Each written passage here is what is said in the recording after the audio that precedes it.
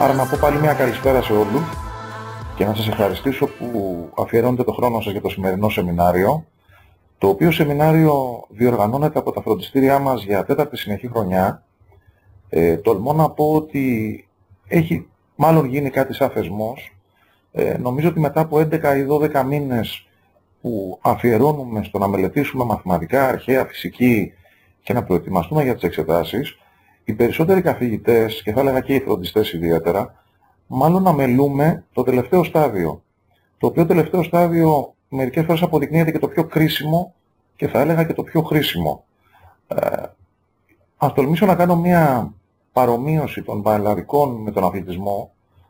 Νομίζω ότι στην περίπτωση που οι πιο παλιοί ίσως θυμούνται την Ολυμπιάδα του 2004, θυμάμαι που η ομάδα της Άρσης Βαρών όταν έμπαινε στον αγωνιστικό χώρο, ο προπονητής, ο Χρήστος ο Ιακώβου, έδινε κάτι σφαλιάρες σε μερικούς, έτσι για να τους τονώσει λίγο το ηθικό πριν μπουν να σηκώσουν την μπάρα. Θα έλεγα λοιπόν ότι ίσως παραλείπουμε σε όλους σας να δώσουμε την τελευταία σε εισαγωγικά σφαλιάρα πριν μπείτε στον αγωνιστικό χώρο των πανελλαδικών. Αυτό τολμώ να κάνω σήμερα για τέταρτη χρονιά, με μια μικρή διαφοροποίηση από τις άλλες χρονιές. Τα προηγούμενα χρόνια ξεκίνησε περισσότερο σαν μια προσπάθεια να βοηθήσω πώς αντιμετωπίζουμε τη φυσική. Φέτος θεώρησα σκόπιμο να μην αδικώ τις υπόλοιπες κατευθύνσεις και να μεταφέρω σχεδόν πλήρως το κέντρο βάρους στην περίπτωση, μάλλον να το πω αλλιώς, για όλους και για τη θεωρητική, για όλο τον κόσμο. Βλέπω εδώ τον κύριο Χατζή ότι είναι διατεθειμένος και τον ευχαριστώ πάρα πολύ. Βλέπω το σχόλιο του για τις φαλιάρες. Ναι κύριε Χατζή, χρειάζομαι τη βοήθεια όλων των καθηγητών στον τομέα αυτό και ευχαριστώ και για τη συμμετοχή σας σήμερα. Να ξεκινήσουμε λοιπόν λέγοντας ότι σε καμία περίπτωση δεν ανακαλύπτουμε σήμερα την πυρίτιδα. Αυτά που θα δείτε και θα ακούσετε μπορεί σε πολλούς από εσάς να φανούν σχεδόν αυτονόητα και να γυρίσει κάποιος να πει γιατί έφαγα μια μισή ώρα από τη ζωή μου σήμερα να ακούσω τον πρωινάκι. Θεωρώ ότι καλό είναι να ακούσουμε ακόμη και τα αυτονόητα για να τα εμπεδώσουμε. Απ' την άλλη θεωρώ ότι ίσως μερικά δεν είναι καθόλου αυτονόητα. Σε όλη τη διάρκεια του σεμιναρίου, όπως έγραψα και πριν στον χώρο των μηνυμάτων, μπορείτε να έχετε, μάλλον θα ήθελα να έχετε κλειστά τα μικρόφωνα, αλλά από την άλλη μπορείτε να ρωτήσετε ό,τι θέλετε γράφοντάς μου με μήνυμα, ώστε να μπορέσω να σας δώσω το λόγο. Θα χαιρόμουν πάρα πολύ να μετατραπεί από μονόλογο σε διάλογο. Ξεκινάμε λοιπόν λέγοντας ότι στο πρώτο μέρος θα ήθελα λίγο να περιγράψω τι εννοώ με τον όρο αντίστροφη μέτρηση. Θα κλείσω λίγο την κάμερα γιατί μου μειώνει την ταχύτητα, άλλωστε με ξέρετε, δεν νομίζω ότι χρειάζεται να με βλέπετε κιόλας. Λοιπόν, η αντίστροφη μέτρηση έχει ήδη αρχίσει. Λέγοντας αντίστροφη μέτρηση, εγώ ορίζω αυτές τις τελευταίες περίπου 10 ημέρες. Σε αυτές τις 10 ημέρες, πριν τις πανελλαδικές, τι μπορεί να κάνει κανείς? Θα έλεγα τι πρέπει να κάνει κανείς. Ας το δούμε λίγο. Υπάρχουν κάποιες προτεραιότητες, οι οποίες είναι πάρα πολύ σημαντικό να είναι στο μυαλό μας. Διαβάζοντας κάποιος την πρώτη, θεωρώ ότι ίσως αρχίσει και γελάει και λέει ναι, μου προτείνεται να είμαι ήρεμος και ψύχρεμος. Εύκολο να το λες, δύσκολο να το κάνεις. Κοιτάξτε, η ηρεμία και η ψυχραιμία είναι κάτι που πηγάζει μέσα από την προσωπικότητά μας. Υπάρχουν άνθρωποι από τη φύση τους ήρεμοι, εγώ δεν ανήκω σε αυτούς, όσοι με ξέρετε καταλαβαίνετε τι εννοώ. Απ' την άλλη μπορώ να πω ότι γενικά είμαι ψύχρεμος. Δεν πάνε μαζί αυτά τα δύο πάντα. Πρέπει ο καθένας, τώρα στα 17 σας, δεν προλαβαίνετε να αλλάξετε μέσα σε 10 μέρες, να βρει τις προσωπικές του ηρεμίες, θα έλεγα ισορροπίες, συγγνώμη, και τα προσωπικά του πατήματα. Να προσπαθήσει να αποκαταστήσει στο μυαλό του και στην ψυχή του μια ηρεμία, δεν πάμε σε κάποιο είδος πολέμου θα έλεγα. Έλεγα λοιπόν το εξής. Η ηρεμία και η ψυχραιμία είναι κάτι προσωπικό που εξαρτάται κυρίως από εμάς και από τους γύρω μας. Το δεύτερο ζήτημα είναι ο προγραμματισμός. Τι πρέπει να γίνει, πότε και πώς. Και αυτό είναι ένα πάρα πολύ μεγάλο θέμα. Θα έλεγα μερικά όχι εδώ. 3 όχι μπορώ να πω. Όχι σύγχυση στον προγραμματισμό, όχι αυτοσχεδιασμοί και όχι πανικός. Το τρίτο σημείο είναι η εξασφάλιση κατάλληλων συνθηκών στο χώρο μελέτης. Να πω εδώ το εξής.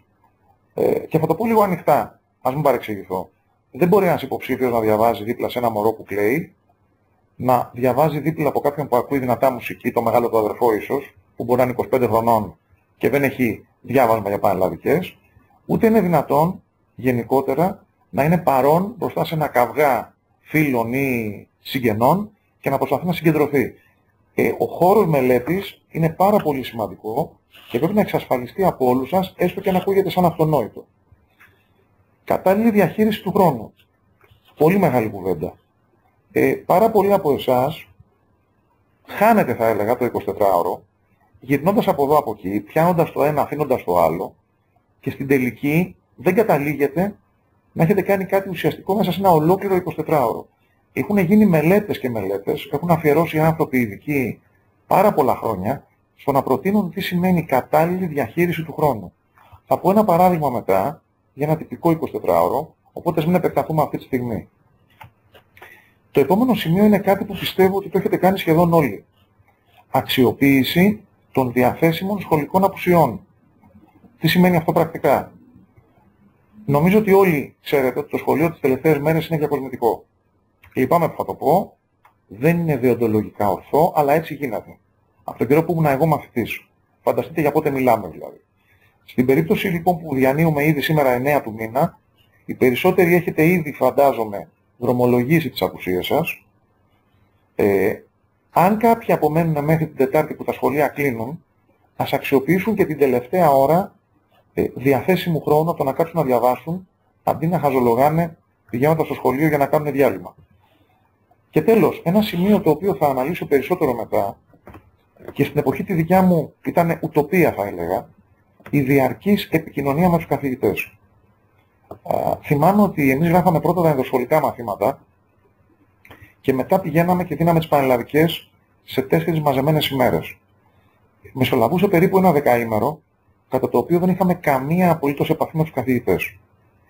Και να θέλαμε απλά μία απορία, δεν υπήρχε καμιά δυνατότητα επικοινωνίας. Σήμερα ζούμε στην εποχή του διαδικτύου και θα πω μετά με κάποια πιο συγκεκριμένα μέσα πώς μπορείτε να επικοινωνείτε με τους καθηγητές σας στη διάρκεια των πανελλαδικών. Να κάνω μια μικρή διακοπή εδώ να δω αν είναι όλοι συνδεδεμένοι, γιατί είχαμε κάποια θεματάκια. Νομίζω ότι είσαστε όλοι εντάξει με το PowerPoint πλέον, δεν υπάρχει θέμα νομίζω. Να δούμε αν έχει προσθεθεί κάποιος στην παρέα. Είμαστε εντάξει, από ό,τι βλέπω. Κύριε Χατζή, γιατί δεν βλέπετε? Έχω κάνει κοινή χρήση, βλέπουν όλοι οι άλλοι. Γιατί? Μήπως πρέπει να ξανακάνετε επανείσοδο? Για δοκιμάστε το. Ωραία. Όλοι οι άλλοι είσαστε ok από ό,τι βλέπω, από ό,τι μου έχετε στείλει μήνυμα. Συνεχίζουμε λοιπόν. Πάμε να δούμε λοιπόν ορισμένους απαράβατες κανόνες. Κανόνας νούμερο 1. Ελέγχουμε τις κοινωνικές επαφές και δραστηριότητες που θα μπορούσαν να μας αποσυντονίσουν. Μερικοί θα γελάσετε ίσως, αλλά αρκετοί έχουν κλείσει το Facebook. Αρκετοί πρέπει μάλλον να πετάξουν το κινητό τους, θα έλεγα. Και σίγουρα δεν νομίζω ότι σας παίρνει αυτές τις μέρες να γυρνάτε σε κλαμπ, μπαράκια, καφετέριες και ξενύχια. Συνεπώς, οι κοινωνικές επαφές πρέπει να ελεγχθούν οπωσδήποτε και να περιοριστούν ως προς το τι επίδραση ασκούν πάνω μας. Ίσως ορισμένοι γκρινιάξουν, αλλά θυμάμαι κάποιους μαθητές που αρίστευσαν τα τελευταία χρόνια. Θυμάμαι παιδιά που έγραψαν φυσική πάνω από 90, που είχαν να ανοίξουν τον υπολογιστή πέρα από το να κάνουν δουλειά περίπου 9 με 10 μήνες. Δεν μπορώ να βλέπω τα μηνύματά σας, γιατί έχω κάνει κοινή χρήση. Αν θέλει κάποιος να μιλήσει, ας ανοίξει το μικρόφωνο και ας μου απευθύνει κάποια ερώτηση. Είναι πολύ πιο εύκολο χρηστικά από το να γυρνάω πίσω στα μηνύματα. Θέλει κάποιος να ρωτήσει κάτι? Όχι. Συνεχίζουμε. Σχεδιάζουμε το πρόγραμμα μελέτης μας. Τι σημαίνει αυτό? Θυμάμαι ότι αρκετοί μαθητές ήδη μέσα στη χρονιά μου έχουν ζητήσει να τους φτιάξω πλάνο μελέτης. Θυμάμαι πολλά παιδιά της θετικής τεχνολογικής ειδικά και κάποια της Β' Λυκείου. Λοιπόν, έχω πει ότι το πρόγραμμα μελέτης πρέπει να είναι πρώτα απ' όλα ρεαλιστικό. Καταλαβαίνουμε όλοι τι σημαίνει ρεαλιστικό, έτσι. Πρέπει να είναι λεπτομερές, θα δείξω το παράδειγμα αμέσως μετά, και να είναι και ολοκληρωμένο. Δεν μπορεί να είναι ελλειπές, να περιλαμβάνει τι διαβάζω τη μισή μέρα και την άλλη μισή να αυτοσχεδιάζω. Ας δούμε λοιπόν, και το κυριότερο, το τηρούμε. Είναι καλύτερα να φτιάξω ένα πρόγραμμα, θα έλεγα, χαμηλών τόνων, χαμηλών προσδοκιών, να μην περιλαμβάνει 18 ώρες την ημέρα διάβασμα, αλλά να τηρηθεί απόλυτα. Κοιτάξτε λοιπόν ένα παράδειγμα, το οποίο πριν το δείξω, θέλω να ξεκαθαρίσω ότι αφορά περιπτώσεις που δεν έχουμε τίποτα να κάνουμε μέσα στο 24ωρο. Δηλαδή, ας υποθέσουμε ότι αύριο Κυριακή, αν θυμάμαι καλά, δεν έχετε κάποιο έκτακτο μάθημα στο φροντιστήριο, δεν έχουμε διαγώνισμα, προφανώς δεν έχετε σχολείο. Είναι μια ημέρα λοιπόν που μπορώ να μην βγω καθόλου από το σπίτι. Πάμε να δούμε πώς θα μπορούσα να διαβάσω. Μπορεί σε μερικούς να φανεί πολύ βαρύ, σε μερικούς πολύ ελαφρύ. Αλίμονον αυτές τις μέρες των παραλλαδικών μου ξυπνάτε στις 11. Το παιχνίδι είναι χαμένο.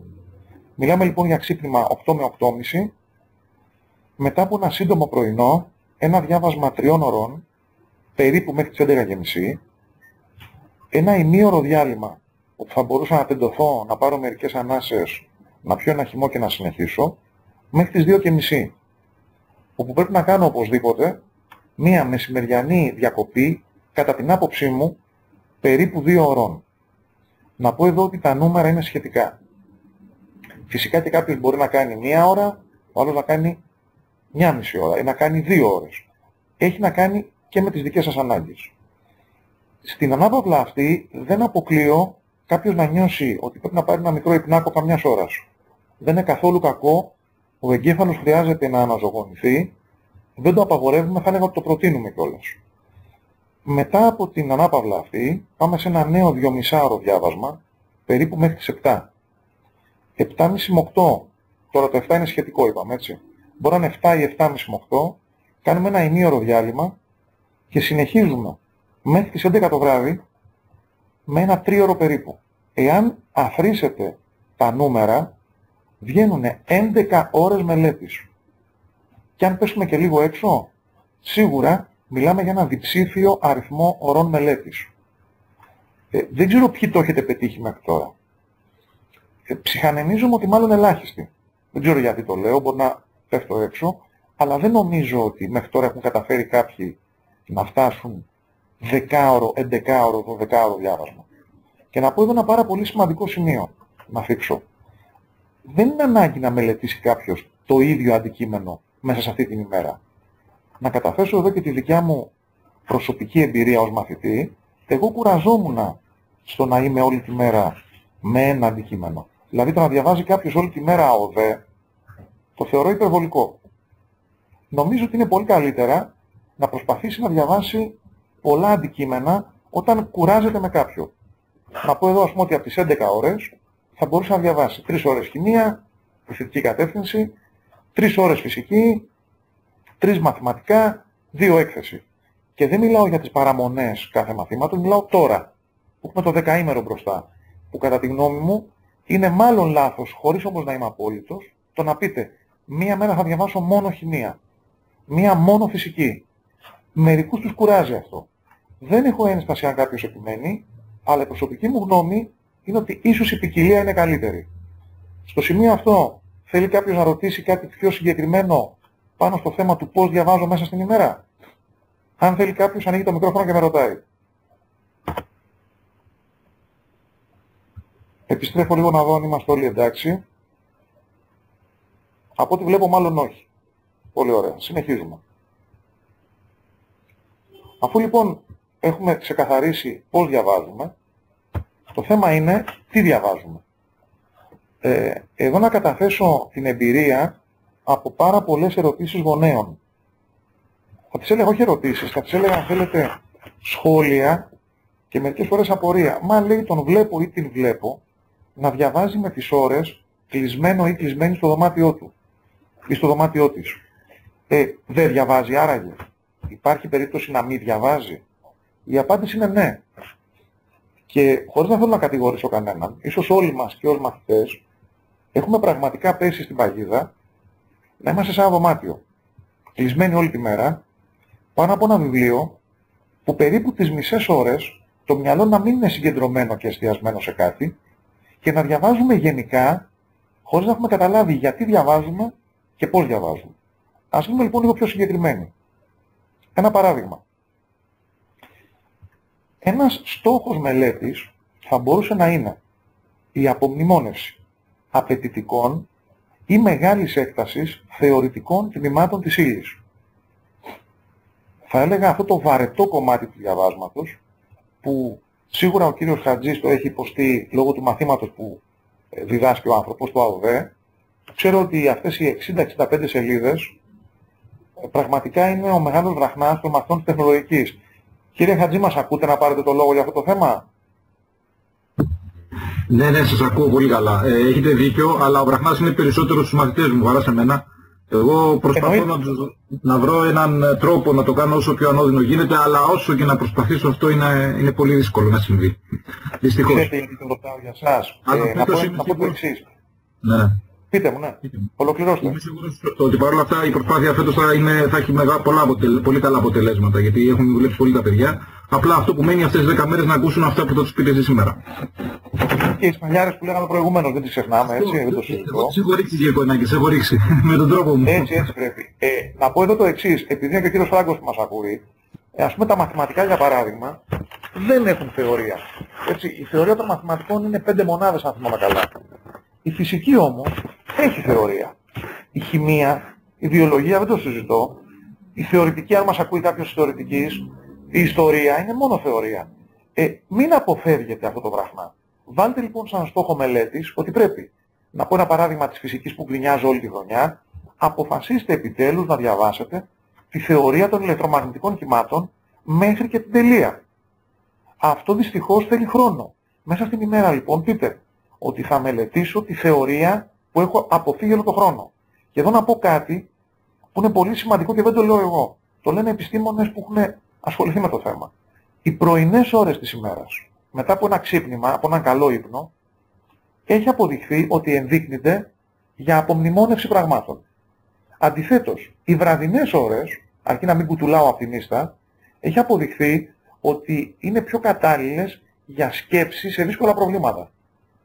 Δεν ξέρω αν το έχει βιώσει κάποιος μαθητής αυτό, αν θέλει κάποιος σας πάρει το λόγο και ας μου πει, αλλά νομίζω ότι εάν θέλετε να απομνημονεύσετε κάτι, μην προσπαθείτε να το κάνετε στο τελείωμα της ημέρας. Κάντε το σε ένα πρωινό ξύπνημα. Συνεχίζω. Κάποιο σημείο για το οποίο πάλι γκρινιάζω και δεν γίνεται. Επανέλεγχος λαθών από τεστ ή διαγωνίσματα. Να το πω πολύ απλά. Έχετε γράψει 20-30, δεν ξέρω πόσα διαγωνίσματα φέτος. Αν βάλουμε και του σχολείου, μπορεί να είναι περισσότερα. Ελέγχετε ποτέ τα λάθη σας? Σας επιστρέφουμε ένα διαγώνισμα. Κάτσατε να δείτε δεύτερη και τρίτη φορά πού είχε γίνει το λάθος? Για να ευλογήσω και λίγο τα γένια μας εδώ. Ανεβάζουμε αναλυτικές λύσεις στην πλατφόρμα στο SharePoint. Πόσες φορές έχει τύχει στην τάξη να μπαίνω μέσα και να σας ρωτάω, ρε παιδιά, τις είδατε τις λύσεις? Μετά από 5 μέρες, μετά από 10 μέρες, έχω διορθώσει τα τεστ και τα επιστρέφω. Και να απαντάτε όχι. Και μάλιστα να το λέτε με ενοχή, ξέροντας ότι κακώς δεν τα έχετε δει. Λοιπόν, ένα πολύ μεγάλο μέρος της μελέτης, αυτές τις ημέρες, θα πρέπει να είναι ο επανέλεγχος των λαθών σας. Συνεχίζω. Μελέτη λυμμένων ασκήσεων ή γενικότερα θεμάτων με διαθέσιμες απαντήσεις. Τι εννοώ? Ένα πολύ μεγάλο μέρος της μελέτης αυτές τις τελευταίες μέρες πρέπει να είναι έτοιμη τροφή. Αυτό που λέγε, θυμάμαι ένας δάσκαλός μου, μασημένη τροφή. Μη σπάτε τα δόντια σας με εξωφρενικά θέματα τα οποία δεν μπορείτε να λύσετε, τρώτε πάρα πολύ χρόνο, απογοητεύεστε και τελικά γυρνάτε γύρω-γύρω και δεν καταλήγετε πουθενά. Θεωρώ ότι οι έτοιμες ασκήσεις, οι λυμμένες, που ήδη έχουν λυθεί μέσα στη χρονιά, ή έστω θέματα, σίγουρα οι πιο πολλοί από εσάς χρησιμοποιείτε ένα βοήθημα. Θέματα από βοήθημα που τα βλέπετε απαντημένα, βέβαια με μια κριτική σκέψη και ένα κριτικό διάβασμα. Όχι μια απλή, ένα σκανάρισμα, το είδα, άντε γεια. Προς Θεού, αυτό δεν είναι διάβασμα. Έτσι. Όμως, η έτοιμη λυμμένη άσκηση πρέπει να αποτελεί μεγάλο μέρος του διαβάσματος. Επόμενο. Εστίαση σε σημεία όπου διακρίνω προσωπικές αδυναμίες. Νομίζω εδώ θα συμφωνήσετε όλοι. Ο καθένας έχει ένα αδύνατο σημείο. Θα ήθελα εδώ να πάρει το λόγο κάποιο παιδί, Ας πούμε, η Ελένη μας ακούει, Κωστοπούλου. Ελένη. Ναι, σας ακούω. Καλησπέρα, Ελένη. Θέλω να μου πεις κάτι. Στη φυσική έχεις εντοπίσει ένα σημείο στην ύλη που θα ήθελες να μην πέσει ποτέ? Ναι. Οι ηλεκτρικές μετώσεις. Πολύ ωραία. Αν και δεν μας ακούει ο κύριος Καλαμαράς. Στη χημεία?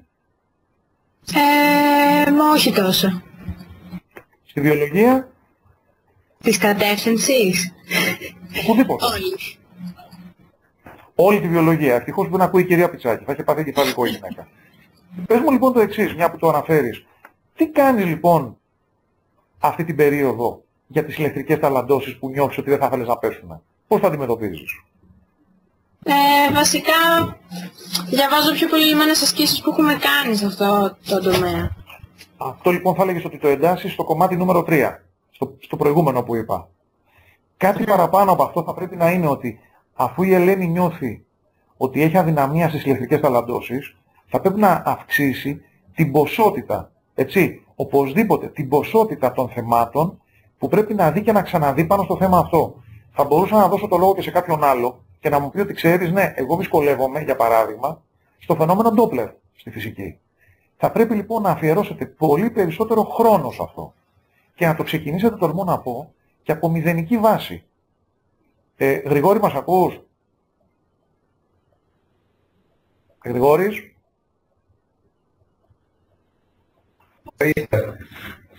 Έλα Γρηγόρη, καλησπέρα. Θυμάσαι το λάθος που έκανες με τον Doppler στο τελευταίο διαγώνισμα? Ναι κύριε. Όχι, γιατί το ρωτάω αυτό, πρόσεξε. Δεν σου έκανε εντύπωση ότι έφυγες εκτός θέματος?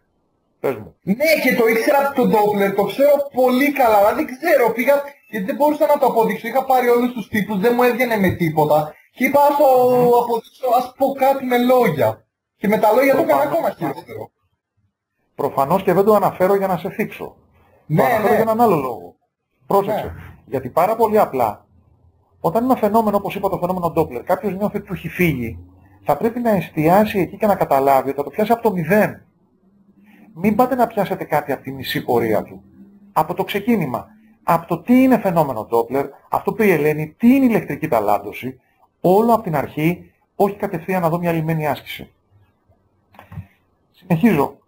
Επίλυση θεμάτων της τελευταίας στιγμής που δεν έχουμε προλάβει να μελετήσουμε. Πολύ σημαντικό. Ας δώσω το λόγο για παράδειγμα στο Δημήτρη. Δημήτρη, μας ακούς? Δημήτρη? Ναι, καλησπέρα. Καλησπέρα Δημήτρη. Να σε ρωτήσω κάτι, έτσι όπως σε πιάνω τώρα εξ απρόοπτου. Ποιο θέμα της φυσικής θα έλεγες ότι σου έχει ξεφύγει τελείως από τη μελέτη σου? Ανάγκλαση διάφλαση νομίζω. Αυτό. Ανάγκλαση διάφλαση. Ναι. Πολύ ωραία. Αυτό μόνο? Το πιο Υπάρχει πολύ άλλο? πιστεύω είναι αυτό. Ωραία. Αυτό λοιπόν θα έλεγα, που είπε ο Δημήτρης, θα σε ρωτήσω κάτι άλλο. Γιατί σου έχει ξεφύγει? Το αποφεύγεις? Σε δυσκολεύει ή απλά δεν σ' αρέσει? Δεν μ' αρέσει. Ακριβώς. Κοιτάξτε λοιπόν αυτό που έλεγα πριν. Αν εστιάσετε σε όλα αυτά τα σημεία, τα 5 που τόση ώρα συζητάμε, είναι αυτό που λέμε. Προσωπικές αδυναμίες. Δεν μου αρέσει. Βαριέμαι γιατί είναι θεωρία. Ο καθένας σας έχει ένα λόγο τέλος πάντων να έχει παραμελήσει κάτι. Βλέπετε λοιπόν ότι ρώτησα 3 παιδιά εντελώς την τύχη και ας πούμε οι ίδιοι δεν το είχαμε προετοιμασμένο σε καμιά περίπτωση. Δεν υπάρχει λόγος. Και εντελώς αυθόρμητα 9 μέρες πριν τις εξετάσεις ο καθένας είπε τον πόνο του. Άρα λοιπόν αυτό σημαίνει στοχευμένο διάβασμα. Αν θέλει κάποιος να ρωτήσει κάτι, μπορεί να πάρει το λόγο για να με ρωτήσει πριν πάω στην επόμενη διαφάνεια. Είναι σαφές τι εννοούμε στοχευμένο διάβασμα ή όχι? Ωραία. Συνεχίζω. Αν και δεν μου αρέσει η λέξη απαγορεύονται, τολμώ να πω ότι δεν επιτρέπονται κάποια πράγματα. Και εδώ μπορεί να γελάσετε μερικοί. Λοιπόν, να δούμε τι δεν επιτρέπεται να γίνεται αυτές τις μέρες. Λοιπόν, δεν επιτρέπεται να διαβάζουμε παρέα με φίλους ή συμμαθητές. Σε αυτό είμαι λίγο κάθετος, αν και πολλοί μπορούν να διαφωνούν. Η παρέα να πάμε βόλτα, είναι να κάνουμε χαβαλέ. Διάβασμα παρέα με άλλους, εγώ ποτέ δεν το κατάλαβα. Τέλος από το σχολείο, πήγα πανεπιστήμιο, παρέα δεν διάβασα ποτέ με κανέναν. Μπορεί να είμαι εγώ ιδιόρυθμος, αλλά έχετε το υπόψη. Δεύτερο λάθος. Έχετε ένα βοήθημα όπως είπα πριν. Και μάλιστα από αυτά τα βοηθήματα τα τούβλα που λέω κι εγώ, που πάνω στον πανικό σας να το παίξετε καλοί μαθητές τώρα τελευταία, το λέω χαριτολογώντας αυτό, παίρνετε όλοι και λύνετε αβέρτα ό,τι σας έρθει μπροστά, ό,τι πέσει πρώτο στη σελίδα που ανοίγετε. Τραγικό λάθος. Η χρήση των βοηθημάτων, και τώρα πια παιδιά μην κρυβόμαστε, τα βοηθήματα δεν είναι βιβλία, είναι ολόκληρο το διαδίκτυο. Όποιος λίγο γκουγκλάρει όπως λέμε, μπορεί να βρει χιλιάδες, τολμώ να πω πραγματικά χιλιάδες καταχωρήσεις. Χωρίς καθοδήγηση είναι τραγικό, σε αυτό το χαμό που γίνεται, να αρχίσετε να επιλέγετε και να ασχολείστε με θέματα στην τύχη. Το θεωρώ απαράδεκτο προσωπικά εγώ. Άρα καθοδήγηση καθηγητή πάντα. Ποτέ δεν αγχωνόμαστε για την ποσότητα των θεμάτων που έχουμε λύσει. Έρχονται πολλοί στο φροντιστήριο. Κύριε, ο φίλος μου που πηγαίνει στο φροντιστήριο τάδε έχουν λύσει 100 ασκήσεις στον Doppler ή 300 ασκήσεις ταλαντώσεις. Δεν με ενδιαφέρει. Όποιος νομίζει ότι οι πανελλαδικές είναι κυνήγι αριθμών, θα την πατήσει. Φυσικά και πρέπει να έχουμε λύσει, για να έχουμε εμπεδώσει πράγματα, έναν συγκεκριμένο αριθμό θεμάτων. Αυτό με το συγκεκριμένο διαφέρει από μαθητή σε μαθητή. Μην πέφτετε σε αυτή την παγίδα, να κυνηγάτε αριθμούς. Και αυτό σχετίζεται με το επόμενο. Είπα κάτι για φίλους και συμμαθητές πριν. Δεν μιμούμαστε τακτικές άλλων. Αν κάποιος φίλος μας αποδίδει τρελά να διαβάζει 4 τα ξημερώματα, δεν σημαίνει ότι μπορούμε να κάνουμε και εμείς το ίδιο. Μην μιμήστε λοιπόν τι κάνουν οι άλλοι. Αν ένας φίλος μας, θυμάμαι ένα μαθητή μου, δεν θα αναφέρω όνομα, αν μας άκουγε τώρα, θα καταλάβαινε σε ποιο αναφέρομαι, πριν από 2 χρόνια. Λοιπόν, τεχνολογική, φοιτητή σήμερα σε καλό πανεπιστήμιο στην Αθήνα, παραμονές που γράφαν φυσική, πήρε την κοπελιά και είχε πιάσει 35 βαθμούς θερμοκρασία, πήγε για μπάνιο. Όταν λοιπόν το άκουσα εγώ, τρελάθηκα. Δεν ήρθε στο τελευταίο μάθημα προετοιμασίας, ήταν στην παραλία. Φυσικά τα δικά μου νεύρα είχαν πάει στο κόκκινο, αλλά αυτό δεν σημαίνει ότι το έκανε το συγκεκριμένο παιδί. Θα το κάνετε και οι υπόλοιποι.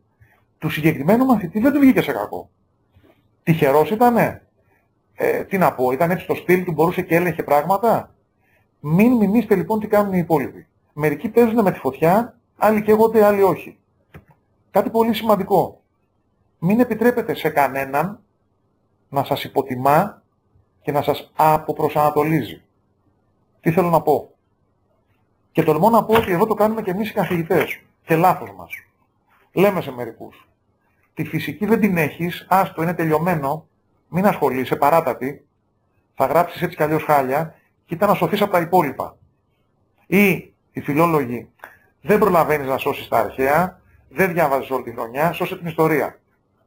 Προσωπικά το θεωρώ ισοπαίδωση της προσωπικότητας του μαθητή. Είναι ρεαλιστικό να πει σε κάποιον ότι ξέρεις, δεν προλαβαίνεις να γράψεις 20, αρκέσου στο να γράψεις 12. Ναι, έχει μια λογική αυτό. Ότι δεν έκανες τη δουλειά που πρέπει όλο το χρόνο για να περιμένεις 19 στη χημεία, κοίτα να γράψεις όμως 19 στη βιολογία γενικής. Ναι, αυτό είναι εφικτό. Όμως, το να σου λέει κάποιος ότι είναι τελειωμένη η προσπάθειά σου πριν καν αρχίσει και να εστιάσεις κάπου αλλού για να σώσεις την παρτίδα, εγώ το θεωρώ τραγικό, υποτιμητικό και μην το δέχεστε. Σε καμία περίπτωση. Και τέλος, καμία σημασία σε φήμες και διαρροές. Είμαστε στη χώρα του Ράδιο Αρβίλα, εξού και γνωστή εκπομπή στην τηλεόραση. Έχουμε ανάγκη σε επιστήμη το Ράδιο Αρβίλα. Θα πω 2 παραδείγματα για να χαλαρώσετε και λίγο. Το 2008, μερικές μέρες πριν γράψουν τη φυσική, ένας γνωστός μου, φυσικός, εξαιρετικός συνάδελφος, με παίρνει τηλέφωνο και μου λέει «Γιώργο, άσε, την πατήσαμε φέτος». Του λέω «Γιάννη, τι συμβαίνει?» Μου λέει «Ξέρεις ποιος είναι πρόεδρος της Επιτροπής Θεμάτων φέτος?» Μου λέει «Ο Τάδε». Ομολογώ παιδιά ότι ακούγοντας το όνομά του μου κόπηκαν τα πόδια. Ήταν ένας από τους χειρότερους καθηγητές στο Πανεπιστήμιο της Αθήνας. Τι συνέβη λοιπόν? Ήταν όντως πρόεδρος της Επιτροπής τη χρονιά εκείνη, 2008. Εάν μπείτε και δείτε τα θέματα του 2008, οι μαθητές μου που δίνουν φυσική, τα έχετε ήδη δει μαζί μου, θα γελάτε μια εβδομάδα. Τα ευκολότερα της τελευταίας δεκαετίας. Πιστέψτε με, και εγώ ο ίδιος είχα φοβηθεί όταν άκουσα το όνομα του κυρίου αυτού και είπα, την πατήσαμε φέτος. Όχι μόνο δεν την πατήσαμε, πέσαν τα ευκολότερα της δεκαετίας, το επαναλαμβάνω. Ας γυρίσουμε σήμερα όμως το 2015 Κοιτάξτε δημοσίευμα στο πρώτο θέμα 26 Τετάρτου, 25 Τετάρτου. Θα ήθελα τη γνώμη σας. Διαβάζει κάποιος 25 Τετάρτου αυτό το δημοσίευμα. Θα ήθελα το σχόλιο κάποιου από εσάς και θα το αναλύσω μετά. Έλλη, θα μας πεις τη γνώμη σου? Ναι, γεια σας. Έλα, καλησπέρα, τι κάνεις? Καλά, λοιπόν. Οι Πες πιο μου, σκληρές το έχεις διαβάσει το πανελλαδικές... δημοσίευμα καταρχάς ή όχι? Ναι, το διάβασα. Λέω, το έχεις διαβάσει. Όχι τώρα, είχε πέσει στην αντίληψή σου μερικές μέρες πριν. Γενικώς το δημοσίευμα δεν το διάβασα, τώρα το βλέπω. Τώρα το βλέπεις. Πολύ ωραία λοιπόν. Τώρα που το βλέπεις, τι νιώθεις, τι σκέφτεσαι? Εντάξει, είναι τρομακτικό με μια πρώτη ματιά. Μπράβο. Να σε ρωτήσω κάτι, πέρα από τρομακτικό. Εξήγηση, ερμηνεία στο μυαλό σου, τι δίνεις? Γιατί να είναι οι πιο σκληρές πανελλαδικές και να αναφέρουν άνοδο των βάσεων και εμένα μου κάνει εντύπωση οι πυρετώδεις πρόβες. Τι πρόβες κάνει το Υπουργείο Παιδείας, θα παίξει θέατρο? Θέλω τη γνώμη σου. Όταν... και τη σκέψη. Ναι. Όταν πέφτουν δύσκολα θέματα στις πανελλαδικές δεν ανεβαίνουν οι βάσεις. Σωστό. Τις πρόβες πώς τις καταλαβαίνεις? Τις πρόβες. Ναι. Τι εννοείται με τις πρόβες? Δεν λέει επάνω, βλέπεις τι λέει το δημοσίευμα. Πυρετώδεις οι πρόβες στο Υπουργείο Παιδείας. Δηλαδή, τι καταλαβαίνεις ως μαθήτρια υποψήφιας ή 5 μέρες πριν? Ότι ετοιμάζονται τι, συγγνώμη για την έκφραση. Να σας σκύψουν για κάποιο λόγο?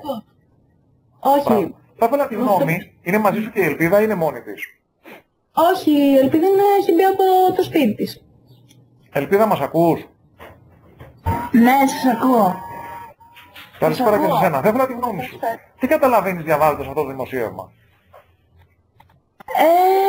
Εντάξει, ότι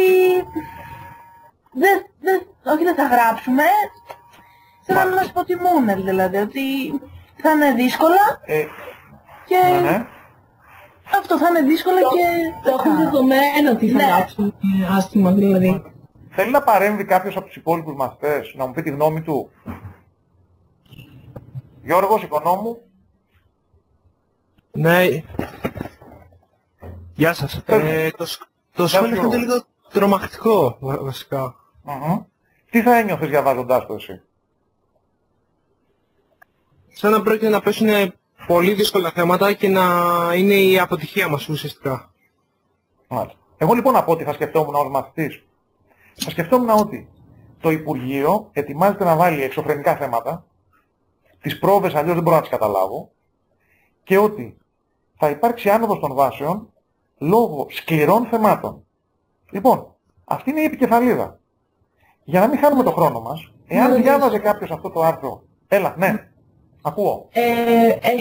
Έχουν ξαναεκδώσει κάτι τέτοιο, δηλαδή έχουν ξαναπεί κάτι τέτοιο σε προηγούμενες πανελλαδικές? Έλλη μου, πίστεψέ με, 22 χρόνια, αν μετράω καλά, φέτος είναι η 22η χρονιά που επίσημα εμπλέκομαι σε πανελλαδικές. Κάθε χρόνο, κακώς δεν μαζεύω τα πρωτοσέλιδα των εφημερίδων αυτή την περίοδο. Κακώς. Πρέπει να τα μαζεύω, μου φαίνεται. Άπειρα τέτοια. Άπειρα πρωτοσέλιδα, τολμώ να πω, απαράδεκτων ανθρώπων σε εισαγωγικά δημοσιογράφων, σε εισαγωγικά, δεν είναι δημοσιογράφοι για μένα, που σπάνε τα νεύρα των παιδιών, γράφοντας, ξέρετε τι από κάτω, χωρίς να θέλω να σας καθυστερήσω, ξέρετε ποιο ήταν το αντικείμενο του άρθρου? Η αρχιτεκτονική Αθήνας μείωσε 40 θέσεις εισακτέων. Όντως, τις μείωσε. Το άκουσα αυτό. Προσέξτε, το λέω γιατί ενδιαφέρει την Έλλη. Αν θυμάμαι καλά, η ιατρική, το μαθηματικό ψέματα, το μαθηματικό της Αθήνας λέει, μείωσε άλλες 50. Πολύ ωραία. Αυτό είναι απλά η μία από τις 3 παραμέτρους που καθορίζουν τις βάσεις. Ποιες είναι οι άλλες 2, τις έχουμε συζητήσει στην τάξη. Η δυσκολία των θεμάτων και η ζήτηση. Η ζήτηση είναι η δικιά σας ζήτηση. Είναι η κατάθεση του μηχανογραφικού σας. Βγαίνει λοιπόν ο οποιοσδήποτε άσχετος, και τολμώ να το πω αυτό με επίγνωση που κάνουμε και διαφήμιση, του τι σημαίνει άσχετος, με αλφα κεφαλαίο, και τρομοκρατεί παιδιά 25 Απριλίου, περιμένοντας τι? Ας μου επιτραπεί η έκφραση, έναν παιδαγωγικό σε εισαγωγικά βιασμό στις πανελλαδικές? Αγνοήστε λοιπόν, για να μην πολυλογούμε, αγνοήστε όλα τα δημοσιεύματα και τις φήμες αυτή την περίοδο ειδικά. Και επίσης, και τις μέρες των εξετάσεων αγνοήστε. Πάτε και γράφετε ένα μάθημα. Βγαίνετε έξω. Διαβάζετε την εφημερίδα την άλλη μέρα. Τους έσκησαν στα μαθηματικά. Θέματα για Αϊνστάιν στη φυσική. Αγνοήστε τα επιδεικτικά. Κλείστε τα αυτιά σας και τα μάτια σας σε όλες τις σχετικές ειδήσεις. Νομίζω είμαι ξεκάθαρος. Συνεχίζω. Είπαμε τι να αποφύγετε. Τι να επιδιώξετε. Σας είπα κάτι πριν. Την επικοινωνία με τους καθηγητές σας. Νομίζω ότι ειδικά στο φροντιστήριό μας ο όρος επικοινωνία έχει περάσει σε μια άλλη διάσταση. Πραγματικά. Θεωρώ δηλαδή ότι έχουμε κάνει πάρα πολλά πράγματα για να δώσουμε σε όλους σας μία αίσθηση ότι μπορείτε να μας βρίσκετε ανά πάσα στιγμή. Μέσα από το SharePoint, μέσα από το chat του SharePoint, μέσα από μηνύματα στο κινητό, μέσα από το Facebook όσοι το έχετε ακόμα πώς το λένε, δεν το έχετε κλείσει. Μέσα από το link, ξέρετε ότι και το link μπορεί να στείλει μηνύματα. Εν πάση περιπτώσει, βρείτε τρόπο αυτές τις ημέρες πραγματικά να κυνηγάτε τους καθηγητές σας. Πρέπει να μας κυνηγάτε, να μας ζητάτε όλο και περισσότερο, να μας διεκδικείτε. Κάτι το οποίο ξέρουμε ότι δεν γίνεται στο σχολείο και τολμώ να πω ότι δεν γίνεται και στα περισσότερα φροντιστήρια. Πραγματικά θέλουμε να είσαστε δίπλα μας συνέχεια. Τώρα, καθώς πλησιάζουν οι εξετάσεις, βλέπουμε εδώ το τρομοκρατημένο παιδί, το οποίο νιώθει ότι την επόμενη εβδομάδα είναι εξετάσεις και είναι έτοιμο πραγματικά να καταρρεύσει. Πρέπει να αποφύγουμε κάποια πράγματα. Λοιπόν, εξοντωτικά ξενύχτια. Το να καταλήξω σαν την κοπέλα της φωτογραφίας δεν έχει κανένα όφελος. Πραγματικά κανένα όφελος. Όταν νιώσω ότι έχω φτάσει στα όρια μου πραγματικά, κλείνω βιβλία, υπολογιστές και πάω για ύπνο. Τόσο απλά. Χωρίς να νιώθω καμία τύψη και χωρίς να φοβάμαι τι θα μου πει ο κορινάκης ή η μάνα μου ή ο πατέρας μου. Έτσι. Τόσο απλά να το θυμάστε αυτό που λέω. Όχι καφέδες, ποτά και λιπαρές τροφές. Εδώ ίσως γελάσει σίγουρα ο οικονόμου που βλέπει το χάμπουργκερ και όχι μόνο, γιατί φαντάζεται ότι ήταν δικιά μου έμπνευση. Ναι, ήταν δικιά μου έμπνευση πράγματι, ότι προσέχετε αυτές τις μέρες, όχι πολλούς καφέδες, η καφεΐνη δεν προκαλεί το αποτέλεσμα που πιστεύετε, τη διέγερση του εγκεφάλου. Είναι λάθος αυτό που πιστεύετε ότι με 5 καφέδες θα σωθώ. Ελαφρά γεύματα και προς Θεού κάτι Red Bull και κάτι άλλα δίθεν διεγερτικά ποτά, πετάξτε τα. Αλκοόλ ούτε για αστείο, έτσι, να είμαστε ξεκάθαροι σε αυτό. Τι να προτιμήσετε. Χαλαρωτική μουσική. Κύριε Φράγκο, φαντάζομαι όχι heavy metal, έτσι. Δεν νομίζω να συστήνετε στους μαθητές αυτές τις μέρες να ακούνε heavy metal. Μας ακούει ο κύριος Φράγκος? Με ακούτε? Σας ακούω μια χαρά. Εσείς πώς είστε? Εγώ μια χαρά, εντάξει. Λέω, αυτές να χαλαρώνουν με heavy metal, δεν πιστεύω. Όταν είναι να χαλαρώσουν δεν ακούνε τίποτα. Δηλαδή διαβάζουν και μετά κοιμούνται. Πρέπει να εκτιμήσουν ότι πρέπει να κοιμούνται λίγο και όχι να βγαίνουν και να πίνουν τα διάφορα ακριβώς αυτό. Ακριβώς. Δηλαδή, κάτι άλλο. Όσον αφορά τη μουσική, ναι, πείτε μου. Αυτό, τίποτα. Να κοιμούνται όσο πιο πολύ μπορούν στο κενό τους χρόνο. Εγώ θα προσθέσω, ευχαριστώ πάρα πολύ και εννοείται ότι συμφωνώ μαζί σας, αλλά θα προσθέσω το θέμα του περπατήματος και του ποδηλάτου. Και και να μην κάθονται στον υπολογιστή τζάμπα, να περπατήσουν να βγουν έξω, να δούμε έξω από αυτό το τοπίο. Αυτό πήγα να πω και να προλαβαίνετε, κύριε Φράγκο. Ζούμε σε μια ευλογημένη χώρα που μπορεί να χρωστάει τις Μιχαλούς σε όλο τον πλανήτη, αλλά έχει ένα εκπληκτικό κλίμα και δυστυχώς ή ευτυχώς δίνεται εξετάσεις στην πιο ωραία εποχή του χρόνου, στην Άνοιξη. Βγείτε έξω. Αυτό το 2ωρο που είπα το μεσημέρι, όσοι είσαστε κοντά στη θάλασσα, το λέω ειλικρινά, δεν κάνω πλάκα. Πηγαίνετε κάντε μπάνιο. Υπάρχουν παιδιά που ζουν στη Βούλα, νομίζω ο Δημήτρης, όχι, ο Γρηγόρης και η Έλληβεν είσαστε στη Βούλα. Λοιπόν, αν είστε κοντά, πάρτε το ποδήλατο, έχεις ποδήλατο Γρηγόρη ή κάνω λάθος, έτσι δεν είναι? Λοιπόν, πάρτε το ποδήλατο και πεταχτείτε στην παραλία. Κάντε μια βουτιά και γυρίστε. Επιτρέπετε, προβλέπετε, βοηθάει. Περπάτημα. Κάποιοι ζουν στο βουνό επάνω κοντά. Πηγαίνετε και περπατήστε το βραδάκι που πέφτει ο ήλιος, μισή ώρα. Αυτό που λέει ο κύριος Φράγκος. Όχι μπροστά στον υπολογιστή, όχι μπροστά στην τηλεόραση. Πραγματικά. Κύριε. Παρακαλώ. Να ρωτήσω κάτι. Όταν θα βρεθούμε, ας πούμε, μια μέρα πριν δώσουμε ένα μάθημα, τι πιστεύετε ότι πρέπει να κάνουμε? Να κάτσουμε να διαβάσουμε ό,τι μπορούμε εκείνη τη στιγμή για το μάθημα αυτό ή να ασχοληθούμε με κάτι άλλο? Θα το δεις ακριβώς στο επόμενο μέρος. Έχουμε φτάσει, πρόσεξε, έχουμε τελειώσει το πρώτο μέρος. Το πρώτο μέρος τι λέει, είπαμε? Το πρώτο μέρος είναι η ώρα των εξετάσεων αρχίζει το δεύτερο. Το πρώτο ήταν τι κάνουμε πριν τις εξετάσεις, σωστά? Θέλω να κάνουμε ένα μικρό διάλειμμα εδώ λίγο. Γυρίζω λίγο πίσω στο link. Λοιπόν, σταματάω την κοινή χρήση που έκανα και θέλω το εξής. Έχω ετοιμάσει μία μικρή ψηφοφορία. Λοιπόν, θέλω να μου πείτε αν βλέπετε την ψηφοφορία. Τη βλέπετε όλοι? Ο τίτλος της ψηφοφορίας λέει τι σας ανησυχεί περισσότερο εν ώψη των πανελλαδικών. Λοιπόν, θέλω να ψηφίσετε όλοι, περιμένω. Ανώνυμο είναι, δεν έχει νόημα να φοβάστε τι θα πείτε, έτσι. Έχω βάλει λοιπόν τι σας ανησυχεί περισσότερο. Το βλέπετε? Είναι κανείς που δεν βλέπει την ψηφοφορία? Λοιπόν, ελλείψεις και κενά γνώσεων, άγχος και πανικός, βαθμός δυσκολίας θεμάτων. Ολύμπια, απλά πατάς, κλικάρεις επάνω σε αυτό που βλέπεις. Κλικάρεις στο κυκλάκι της επιλογής που θέλεις να βάλεις. Κάποιο συγκεκριμένο μάθημα, απρόοπτο ή κάτι άλλο. Λοιπόν, βλέπω 5 απαντήσεις, ίσως μπορούν να προσθεθούν και άλλες ακόμα, περιμένω λίγο από τα παιδιά. Νομίζω είναι σαφές ότι τι φοβάστε όλοι. Εγώ βλέπω 75% άγχος και πανικό.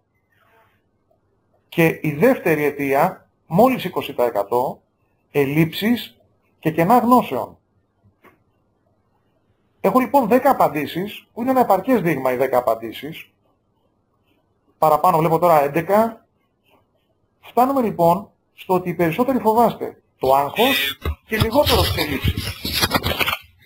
Εγώ πάντως το βλέπω. Επειδή το βλέπουν όλοι οι άλλοι, δεν έχεις κάνει αποδοχή κοινής χρήσης μάλλον. Δεν έχεις κάνει αποδοχή κοινής χρήσης μάλλον. Δεν μπορώ να κάνω κάτι από εδώ που είμαι. Κοίταξε το ξανά λίγο, γιατί το βλέπουν όλοι οι άλλοι, έχουν ψηφίσει ήδη 12 άτομα. Πάντως έβλεπα πριν που είχατε... Κάτι γίνεται λάθος με τον υπολογιστή σου, δεν μπορώ να το ξέρω αυτό, Σωτήρη. Ναι. Λοιπόν, όμως, το αποτέλεσμα είναι αυτό που πραγματικά πρέπει να λάβετε υπόψη σας. Το άγχος και ο πιθανός πανικός φοβίζουν τους περισσότερους. Φεύγουμε από αυτή την ψηφοφορία λοιπόν και συνεχίζουμε στο PowerPoint. Λοιπόν, πάμε λοιπόν να δούμε. Έχουμε φτάσει στην ώρα των εξετάσεων, στο δεύτερο μέρος, και αυτό που ρώτησε η Έλλη πριν. Είμαστε δηλαδή στο παραπέντε, στην παραμονή. Τι κάνουμε την προηγούμενη μέρα? Έλλη, νομίζω ότι αυτό που ρώτησες απαντιέται εδώ σιγά σιγά και αν θέλει μπορείς να παρέμβεις και όποιος άλλος θέλει. Σταματάτε το διάβασμα το αργότερο μέχρι τις 9. Άντε να μην είναι 9, να είναι 9.30, να είναι 10, όχι παραπέρα. Να το πούμε ψυχρά, παιδιά. Τι θα σώσετε την τελευταία ώρα? Πραγματικά. Ό,τι δεν σώθηκε ένα χρόνο, προς Θεού, δεν θα σωθεί. Μέχρι τις 11 είστε αυστηρά στο κρεβάτι σας. Τρώτε ελαφρά και επιλέγετε φυσικούς χυμούς και φυσικά αποφεύγετε εντάσεις και οτιδήποτε μπορεί να σας εκνευρίσει και να σας αποσυντονίσει. Οτιδήποτε. Εδώ θα πω πάλι κάτι λίγο χιουμοριστικό. Μεγάλα παιδιά είστε, πιθανόν να έχετε κάποιο αίσθημα. Τι πιο φυσιολογικό. Σας παρακαλώ, αν το αίσθημά σας δεν δίνει πανελλαδικές, εξηγήστε του λίγο να σας αφήσει την ησυχία σας αυτές τις ημέρες. Εάν είναι ή η φίλη μου ή ο φίλος μου να μου σπάσει τα νεύρα την παραμονή, ας του σπάσω εγώ το κεφάλι μερικές μέρες πριν καλύτερα. Το ίδιο ισχύει για τη μαμά και τον μπαμπά, αν δεν εξακολουθούν, μάλλον αν εξακολουθούν να μην καταλαβαίνουν ότι πρέπει να είμαι ήρεμος ή ήρεμη την παραμονή των εξετάσεων. Δεν ξέρω αν θέλει κάποιος να σχολιάσει κάτι σε αυτά. Έλλη, ρώτησες κάτι για την προηγούμενη μέρα. Θες να γίνεις πιο συγκεκριμένη? Ναι, έχω ακούσει από διάφορα παιδιά ότι καλό θα ήταν την προηγούμενη μέρα να μην ασχοληθούμε καθόλου με το συγκεκριμένο μάθημα που δίνουμε, γιατί μπορεί να μας αγχώσει οτιδήποτε τέτοιο. Και αυτά ήθελα τη γνώμη σας, γιατί εντάξει, ευκαιρία... Όχι. Ναι. Δεν θα ακούσεις λοιπόν αυτά τα παιδιά. Να το πω πολύ απλά. Ας υποθέσουμε ότι ήσουν μια αθλήτρια. έτσι, που έχεις 3 αγωνίσματα να δώσεις στην Ολυμπιάδα. Κάποιος από εσάς, δεν ξέρω, είναι κανείς που κάνει κολύμβηση? Η Ελένη νομίζω, έτσι, Ελένη, ή κάνω λάθος? Ελένη? Ναι, έκανα. Πόσα στυλ κολύμβησης κάνεις, 3-4? Είναι 4, ναι. Μπράβο. Εάν πας λοιπόν στην Ολυμπιάδα και έχεις την Τρίτη να πέσεις 200 μέτρα ελεύθερο και την Παρασκευή έχεις να πέσεις 100 ύπτιο, απάντησε στην Έλλη, την παραμονή των 200 ελεύθερος θα κάνεις προπόνηση στο ύπτιο? Τι σου λέει ο προπονητής σου? Εντάξει, βασικά θα εξασκηθώ στο ελεύθερο, αλλά δεν είναι σωστή παρομοίωση, γιατί όταν κολυμπάς θα κολυμπάς όλα πριν κολυμπήσεις. Καμία αντίρρηση γι' αυτό. Άλλο θέλω να πω. Είναι δυνατόν να αποκοπείς από το αντικείμενο του αγώνα της επόμενης μέρας εντελώς? Όχι, εννοείται. Δηλαδή δεν γίνεται να κολυμπάω τη μια μέρα και την προηγούμενη να παίζω βόλεϊ. Ακριβώς. Ακριβώς. Αυτό θέλω να απαντήσω στην Έλλη. Η αποκοπή από το μάθημα της επόμενης μέρας την προηγούμενη είναι τραγικό λάθος. Μπορώ να δεχτώ ότι θα διαβάσω εν μέρη και το μάθημα της μεθεπόμενης. Ίσως. Δεν θα αφιερώσω όλη τη μέρα, αλλά όχι καθόλου. Σε αυτό είμαι κάθετος. Ξέρετε για ποιο λόγο? Ο εγκέφαλος είναι μια μικρή φωτογραφική μηχανή. Σκανάρει και φωτογραφίζει πράγματα. Το τελευταίο πράγμα που πρέπει να έχετε σκαναρισμένο στη μνήμη σας πριν πάτε να γράψετε, είναι το μάθημα που γράφετε. Θεωρώ ατυχές να γράφω την Τετάρτη ΑΟΔΕ και την προηγούμενη μέρα να διαβάζω ΑΕΠ. Δεν ξέρω κύριε Χατζή, έχετε άποψη σε αυτό? Θα τους πάρω το σκάλπ. Αστείευομαι. Εννοώ ότι αυτό έχω άποψη. Συμφωνώ καταρχήν με αυτό που είπατε και αυτό που είπε η κοπέλα και η Ελένη σχετικά με το κολύμπι. Δεν μπορώ να πάω απροετοίμαστος τελείως, αλλά συμφωνώ εν μέρει και με αυτό που είπε η Έλλη και καταλαβαίνω τι ήθελε να πει. Ήθελε να πει για το άγχος της τελευταίας στιγμής. Ναι. Έλλη μου, θέλω να σου πω ότι καταρχήν είστε όλοι ευλογημένοι το ότι είστε όλοι εδώ και έχετε τη δυνατότητα αυτή και είστε υγιείς και γεροί. Για τον λόγο αυτό λοιπόν θα πρέπει να αποβάλλετε οποιοδήποτε άγχος έχετε τις τελευταίες μέρες. Θα πρέπει να το διώξετε, γιατί αυτές οι εξετάσεις είναι ένας σταθμός. Έτσι, δεν είναι ούτε το τέλος ούτε τίποτα. Μετά από αυτή τη μέρα αρχίζουν να δίνονται άλλες ευκαιρίες σε όλους σας. Γι' αυτό λοιπόν θα πρέπει να αποβάλλετε όσο το δυνατόν μπορείτε περισσότερο το άγχος και να πάτε να πάρετε το maximum. Τίποτα δεν τελειώνει εδώ. Έτσι, αντίθετα αρχίζουν που πάνε. Γι' αυτό λοιπόν και την τελευταία μέρα, χωρίς να προσπαθήσετε να πάρετε καινούργια γνώση, θα πρέπει να είστε σε ετοιμότητα. Χωρίς άγχος όμως. Θέλω να σε προστατεύσω από αυτό που είπες πριν, Έλλη μου, για το άγχος τις τελευταίες μέρες. Αυτό που κάνουν πολλά παιδιά, πολλοί μαθητές, είναι ότι δεν θέλουν τελευταία μέρα προκειμένου να φορτωθούν και θέλουν να ασχοληθούν με κάτι άλλο για να το αποβάλουν από το μυαλό τους. Δεν πρέπει να το κάνετε αυτό το πράγμα, γιατί αποκόπτεστε τελείως, κατά τη γνώμη μου. Αντίθετα πρέπει να είστε φιλωμένοι, έτσι, για να είστε σε ετοιμότητα, στη μέγιστη δυνατή ετοιμότητα, όχι όμως με άγχος καταστροφικό. Δεν τελειώνει τίποτα με αυτές τις εξετάσεις. Είναι ευκαιρία για όλους. Αυτό κύριε Χατζή. Καταρχάς συμφωνώ απόλυτα. Είναι άλλο πράγμα το να συνδυάσω, να διαβάσω κάποια πράγματα την ίδια μέρα και άλλο να αποκοπώ τελείως. Η λέξη αποκοπή με φοβίζει εμένα. Όχι. Πραγματικά, επειδή επιμένω στο θέμα του αθλητισμού, ο Δημήτρης που είναι ποδοσφαιριστής δεν νομίζω να μπήκε ποτέ στο γήπεδο χωρίς προφέρμανση. Είναι πολύ απλό αυτό που λέω. Η προηγούμενη μέρα δεν μπορεί παρά να είναι η προφέρμανσή σας. Συνεχίζουμε. Έχω και εγώ κάτι πάνω σε αυτό. Κάποιος θέλει να επέμβει. Ακούω. Ναι. Δεν διαβάζουμε extreme ασκήσεις και διάφορα πράγματα. Δεν προσπαθούμε να μάθουμε κάτι την τελευταία μέρα. Απλώς κάνουμε μια επαναληψούλα τη θεωρία για κάποια βασικά πραγματάκια. Και όχι μέχρι αργά το βράδυ, όχι όλη μέρα εξοντωτικά. Μετά με το τελειώνουμε το ένα μάθημα να διαβάσουμε το άλλο εξοντωτικά μέχρι να το δώσουμε μάθημα. Και αυτό κύριε Φράγκο που είπε πριν η Ελένη. Αυτό που νιώθω ότι μου έχει ξεφύγει, αυτό θα να ρίξω μια ματιά. Δηλαδή, ας ρίξουμε μια ματιά σε αυτά που μας έχουν ξεφύγει. Τίποτα το ίδιο. Θεωρία κυρίως και αν έχουμε κάποιο προβληματάκι σε θέμα πολύ συγκεκριμένο. Ακριβώς. Εστιασμένο. Ακριβώς. Εστιασμένο διάβασμα σε αυτό που ο καθένας νιώθει ότι πρέπει να βάλει μια τελευταία πινελιά πριν πάει να γράψει. Τόσο απλά. Θέλω να σταθώ λίγο τι κάνουμε το πρωί των εξετάσεων. Ναι, πες μου Ελή. Τελευταία στιγμή όμως δεν μπορείς να μάθεις κάτι το οποίο δεν έχεις ασχοληθεί καθόλου τη χρονιά. Έλλη, με προκαλείς να σου πω ένα παράδειγμα που το έχω αναφέρει στην τάξη. Ναι. Το έχω αναφέρει στην τάξη. Ίσως να μην το θυμάστε. Με το συμμαθητή μου τη μέρα των εξετάσεων της φυσικής. Το θυμάται κανείς? Με την ιστροφορμή. Όχι, το διακρότημα. Ποιος το θυμάται? Ποιος το έχει ακούσει? Ποιος ήτανε? Ο οικονόμου είπε το ναι. Λοιπόν, δεν ήμουν εγώ. Εγώ το είπα. Εγώ το είπα. Το είχατε πει μια φορά στην τάξη που ήμουν. Ποιος είναι, γιατί δεν καταλαβαίνω τις φωνές, ο Σωτήρης ήτανε? Ναι. Σωτήρη, λοιπόν λέω τους υπόλοιπους. Συμμαθητής μου που σήμερα είναι φυσικός καθηγητής, διάβασε την απόδειξη του διακροτήματος το πρωί πριν φύγει από το σπίτι του και έπεσε.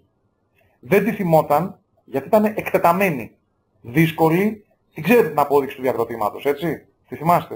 Το τάφ διακροτήματος. Εμείς όμως τότε γράφαμε ολόκληρα κατεβατά. Ήθελε να αναπτύξεις όλη τη θεωρία, όχι μόνο ένα τύπο. Το παιδί λοιπόν είχε παραμελήσει την, πώς να το πω, την ολοκληρωμένη μελέτη του διακροτήματος τη μέρα πριν τις εξετάσεις και το διάβασε στις 6 το πρωί πριν φύγει. Και έπεσε. Εάν δεν το είχε διαβάσει, το λέω χοντρά, ίσως να μην ήταν σήμερα φυσικός. Μπήκε στο φυσικό των Ιωαννίνων, που ήταν ένα από τα φυσικά μαζί με τις, ήταν της Κρήτης, δεν θυμάμαι, το πρώτο τελευταίο στη βάση. Αθήνα, Θεσσαλονίκη, Πάτρα, μετά ήταν Γιάννενα. Λοιπόν, ίσως να μην ήταν σήμερα φυσικός. Ακραίο, ναι, ακραίο. Απλά ένα παράδειγμα. Οφείλω να το πω. Το προηγούμενο των εξετάσεων, λοιπόν, μια προσωπική, ο Χαρντής ο Θάνος είναι, μια προσωπική εμπειρία αντίστοιχη παραμονής εξετάσεων στο φροντιστήριο, ο μαθηματικός. Τελευταία στιγμή λέει, παιδιά προσέξτε την εφαρμογή αυτή, ενέτη 89. Αυτή την εφαρμογή στα μαθηματικά, έχω μια έμπνευση, μπορεί να παίξει αυτό το πράγμα. Εγώ από τους καλούς τότε, ήμουν σε αυτήν την κατηγορία, το κατάλαβες Θάνο? Λέω όχι. Το ξαναλέει για μένα δεύτερη φορά, το κατάλαβες. Εντάξει, εγώ μέσα στο άγχος τελευταίας μέρας δεν έδινε καμία σημασία στα που έλεγε, έκανα περισσότερο χαβαλέ. Λοιπόν, δεύτερη φορά το λέει, τρίτη δεν γινόταν ο καλός μαθητής να πει, το κατάλαβε. Την επόμενη μέρα λοιπόν ο μαθητής αυτός βρίσκει τέταρτο ζήτημα, 2,5 μονάδες στις 20, αυτή την εφαρμογή. Χάνει όλη την εφαρμογή γιατί δεν είχε καταλάβει και χάνει και το μισό άλλο ερώτημα από το άγχος και τη βλακεία που έκανε ας πούμε της τελευταίας στιγμής. Δηλαδή μέχρι και την τελευταία στιγμή μπορείς να σώσεις την παρτίδα, πιστεύω. Ακριβώς. Φυσικά δεν είμαστε της τελευταίας στιγμής, δεν πρέπει να είμαστε, αλλά μην ξεχνάμε ότι είμαστε και ένας λαός που στα άλλα πράγματα είμαστε της τελευταίας στιγμής. Έτσι δεν είναι? Δεν είναι κακό να σώσουμε κάτι σε εισαγωγικά, έστω και την τελευταία στιγμή, αν πραγματικά μπορούμε. Εγώ λοιπόν θα έλεγα να πάμε λίγο στο τι κάνουμε το πρωί των εξετάσεων. Μπορεί να φαίνονται χαζά αυτά που γράφω, αλλά πραγματικά είναι κρίμα να τρέχετε τελευταία στιγμή στο εξεταστικό κέντρο. Ξυπνήστε έγκαιρα. Πάρτε το πρωινό σας, ελέγξτε σχολαστικά τι πρέπει να πάρετε μαζί σας, φύγετε έγκαιρα για το εξεταστικό κέντρο, ειδικά όσοι μένετε μακριά. Τα τελευταία χρόνια λόγω της οικονομικής κρίσης, τα εξεταστικά κέντρα έχουν λιγοστέψει σε αριθμό από ό,τι ξέρω. Παλιά σχεδόν ο καθένας έγραφε στο σχολείο του. Και εδώ υπάρχει και ένα ψυχολογικό θέμα, ξέρετε. Εγώ θυμάμαι ότι έγραψα πανελλαδικές σε εξεταστικό κέντρο που δεν ήταν το σχολείο μου και ένιωσα πραγματικά άσχημα παρόλο που είχα πάει στο σχολείο αυτό πιο παλιά. Είναι πολύ κακό ψυχολογικά να πας σε ένα νέο χώρο. Ξεκινήστε έγκαιρα. Μην τρέχετε τελευταία στιγμή και το κυριότερο. Αν πηγαίνετε με παρέα άλλους, περπατώντας στο εξεταστικό κέντρο, μην μιλάτε για μαθήματα. Πραγματικά. Μιλήστε για οτιδήποτε άλλο θέλετε. Πειράξτε καμιά κοπέλα ή κάνα αγόρι στον δρόμο. Χαλαρώστε. Μην μιλάτε για το μάθημα που γράφετε. Σε καμία περίπτωση. Πάμε τώρα στην κρίσιμη ώρα της εξέτασης. Ωραία λοιπόν. Φτάσαμε στο εξεταστικό κέντρο και αυτό το κακόμοιρο το παιδάκι εδώ έχει τα θέματα μπροστά και του έχουν πεταχτεί τα μάτια. Έτσι. Έχω ξαναπεί και τη δικιά μας εμπειρία που μας τα υπαγόρευαν βασανιστικά γιατί δεν υπήρχαν φωτοτυπικά μηχανήματα τότε. Βασανιστική πραγματικά εμπειρία να σου υπαγορεύουν τα θέματα ξανά και ξανά. Εδώ λοιπόν έχω μια ένσταση, έχω μια αν θέλετε διαφωνία με αρκετούς συναδέρφους. Παίρνω λέει τα θέματα, τα διαβάζω όλα πρώτα ή όχι. Υπάρχουν μερικοί που λένε όχι μην τα διαβάσεις όλα γιατί μπορεί να σοκαριστείς. Προσωπικά διαφωνώ κάθετα. Θα πω το λόγο. Ας υποθέσουμε ότι πράγματι έχουμε έναν καλό μαθητή μπροστά μας, πολύ καλό μαθητή, ο οποίος παίρνει τα θέματα και τα διαβάζει όλα. Τι πάει να πει θα σοκαριστώ? Ο πολύ καλός είναι προετοιμασμένος για οτιδήποτε, ακόμη και το πιο εντυπωσιακό στο μάτι θέμα. Και είναι προετοιμασμένος και ψυχολογικά, ή πρέπει να είναι ψυχολογικά και για το χειρότερο. Να πάμε στον πολύ κακό. Ο πολύ κακός τι να σοκαριστεί, αφού αμφιβάλλω θα γράψει 5. Δεν έχει ανοίξει βιβλίο όλο τον χρόνο. Πάμε λοιπόν στους μεσαίους, στους μαθητές που είναι και η πλειοψηφία. Στο μαθητή του 15, του 13. Εκεί τι γίνεται λοιπόν. Η άποψή μου είναι ότι η ανάγνωση των θεμάτων προφυλάσσει περισσότερο και σοκάρει λιγότερο. Θα εξηγήσω. Η γραμμή μου λέει, διαβάζουμε όλα τα θέματα προσεκτικά, τουλάχιστον μία φορά. Το λέω κάθε χρόνο. Δεν πιάνω στυλό τα πρώτα 5 λεπτά. Σε καμία περίπτωση. Πρέπει να έχω μία εικόνα του αντιπάλου. Τι έχω μπροστά μου να αντιμετωπίσω και όχι να τα βλέπω ένα-ένα. Να κάνω μία μικρή εξαίρεση εδώ, μιλώντας ειδικά για τη φυσική, να δεχτώ ότι επειδή έτσι κι αλλιώς από το πρώτο θέμα θα ξεκινήσω, αυτό είναι σχεδόν απαράβατος κανόνας, σχεδόν, άντε να δεχτώ ότι θα γράψετε το πρώτο θέμα πριν δείτε τα υπόλοιπα.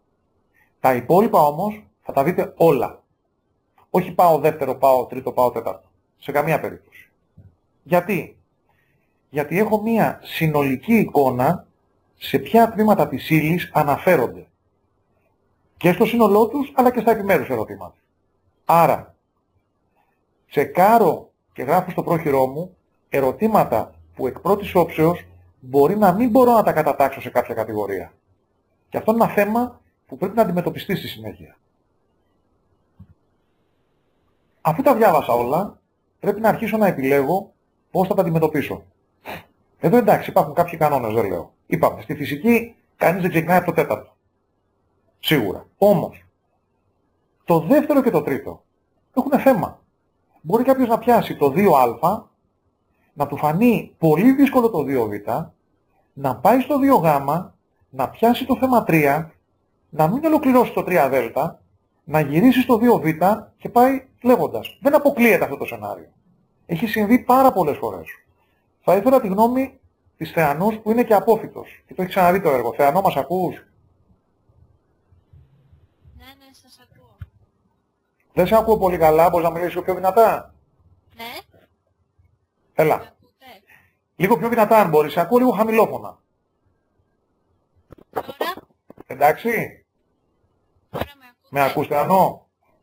Πες μας λίγο κάτι. Πέρυσι που έγραψες φυσική, πώς αντιμετώπισες τη σειρά των θεμάτων, θυμάσαι? Πρώτα το α. Ναι. Και μετά πήγα στο β. Δεν μου βγήκε ένα ερώτημα και το άφησα και πήγα γ. Κάτσε, τώρα σε ακούω καλύτερα καταρχάς. Μάλλον είσαι πιο κοντά στο μικρόφωνο σου, μείνε εκεί. Πες μας κάτι. Όταν πήγες στο β, ποιος σε δυσκόλεψε, θυμάσαι ποιο ήτανε? Δεν θυμάμαι ποιο ήτανε. Ωραία. Θυμάσαι όμως ότι άφησες ένα σκέλος του β. Σωστά? Ναι. Πήγες στο γ. Ολοκλήρωσες το γ, θυμάσαι? Ναι, το ολοκλήρωσα. Έπιασες το δ ή γύρισες στο β? Γύρισα στο β. Πολύ ωραία. Και μετά στο δ. Ολοκληρώθηκε το β κατά τη γνώμη σου, άσχετα αν ήταν λάθος ή όχι. Το τελείωσες το β? Ναι, το τελείωσα. Πολύ ωραία. Κάνω ένα time out, μπορώ να σε ξαναχρειαστώ, Θεανό, να σε ρωτήσω στη συνέχεια. Προσέξτε λοιπόν τι γίνεται. Καθορίζουμε τη σειρά επίλυσης με την κατά τη κρίση μας σειρά από το ευκολότερο στο δυσκολότερο. Είναι σαφές ότι πέρα του α και του δ, στα υπόλοιπα όλα είναι σχετικά, ως προς το τι θεωρεί ο καθένας μας εύκολο ή δύσκολο. Προκαθορίζουμε ένα εύλογο χρονικό διάστημα ενασχόλησης με κάθε θέμα ή υποερώτημα, το οποίο το τηρούμε με όσο το δυνατόν μεγαλύτερη ακρίβεια. Να το πω απλά, δεν περιμένει κανείς ότι θα βγάλει το δ σε 10 λεπτά και αν δεν του βγει σε 10 το παρατάει, προς Θεού. Αλλά απ' την άλλη, δεν μπορεί κάποιος να κολλήσει στο 2β 45 λεπτά, είναι τραγικό. Πρέπει πολύ πριν να έχει πάει στο επόμενο. Θα δώσω και ένα πινακάκι μετά.